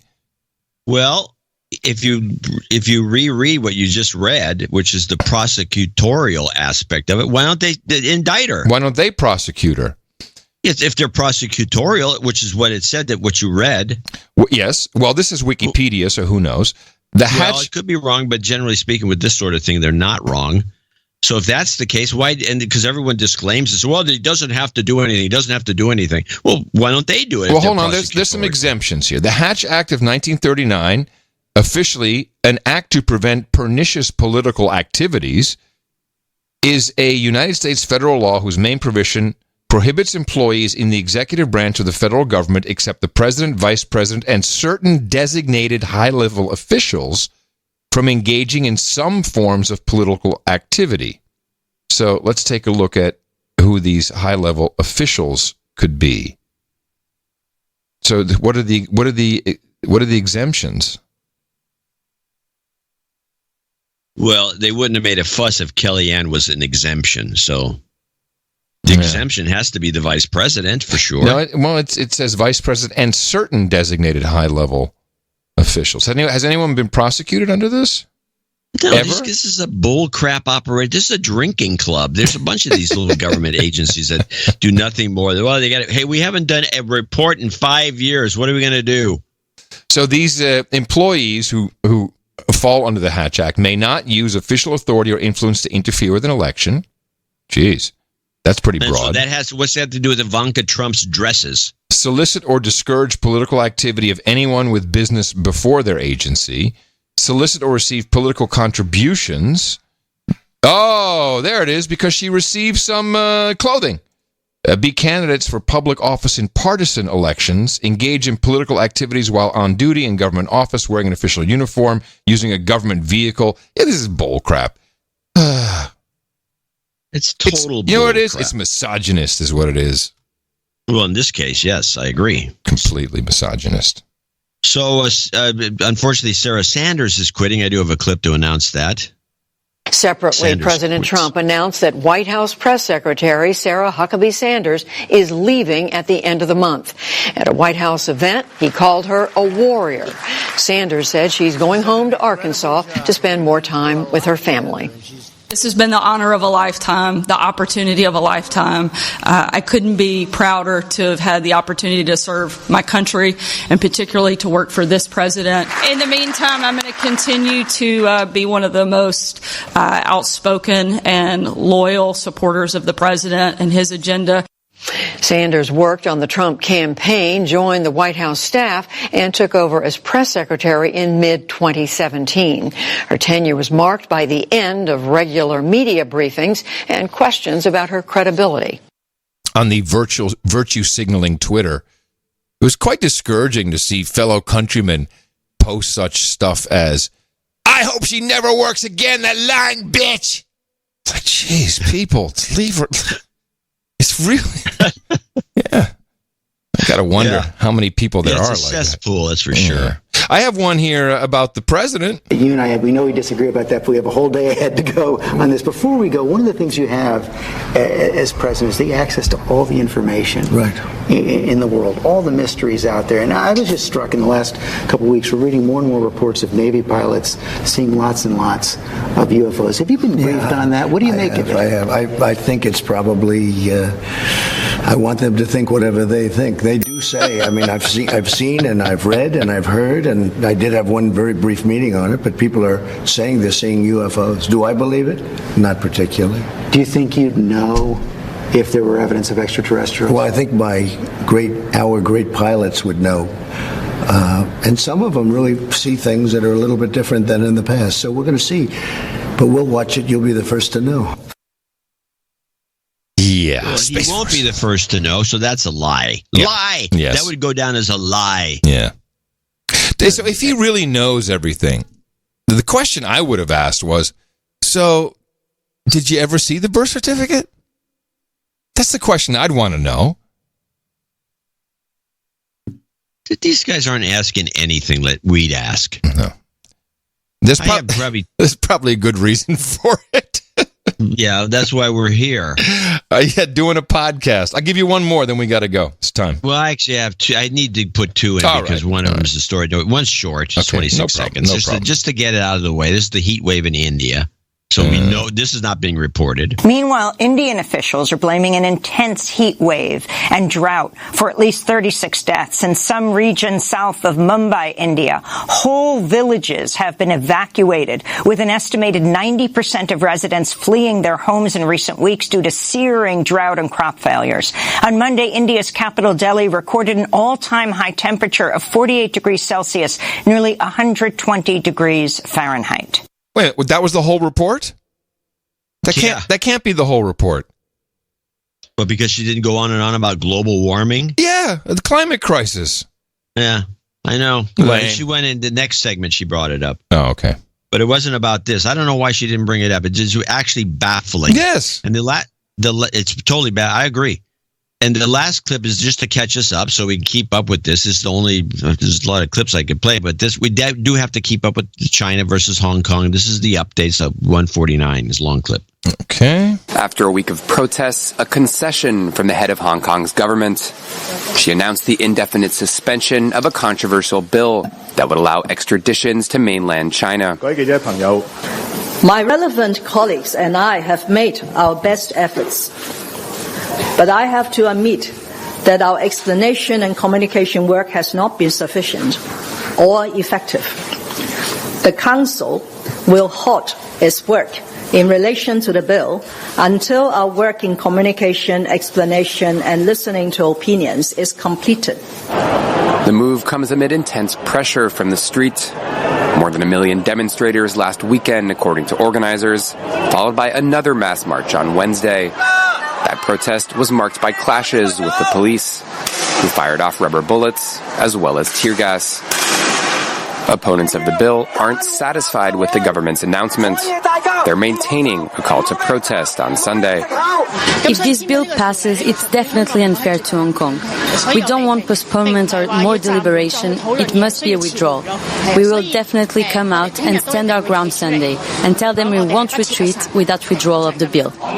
A pro-democracy lawmaker also expressed disappointment, criticizing Hong Kong Chief Executive Carrie Lam. If she refuses to withdraw, to scrap this controversial bill altogether, it would mean we wouldn't retreat.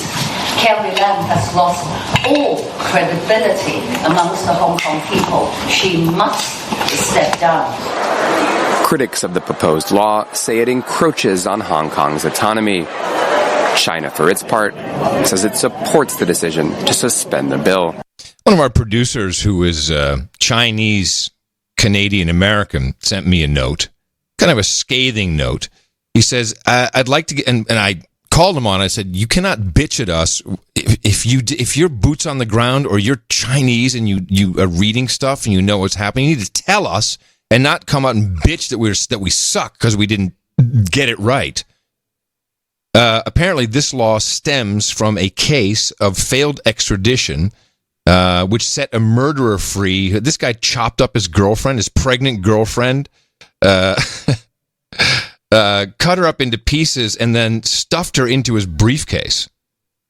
He escaped back to Hong Kong, and so the Taiwanese failed to extradite him back to Taiwan for trial, and so somehow this then led to this extradition order so they could pull people back from anywhere. But the genesis was a brutal murderer, and I think that U.S., probably took advantage of the situation and helped stoke these protests to make China look stupid.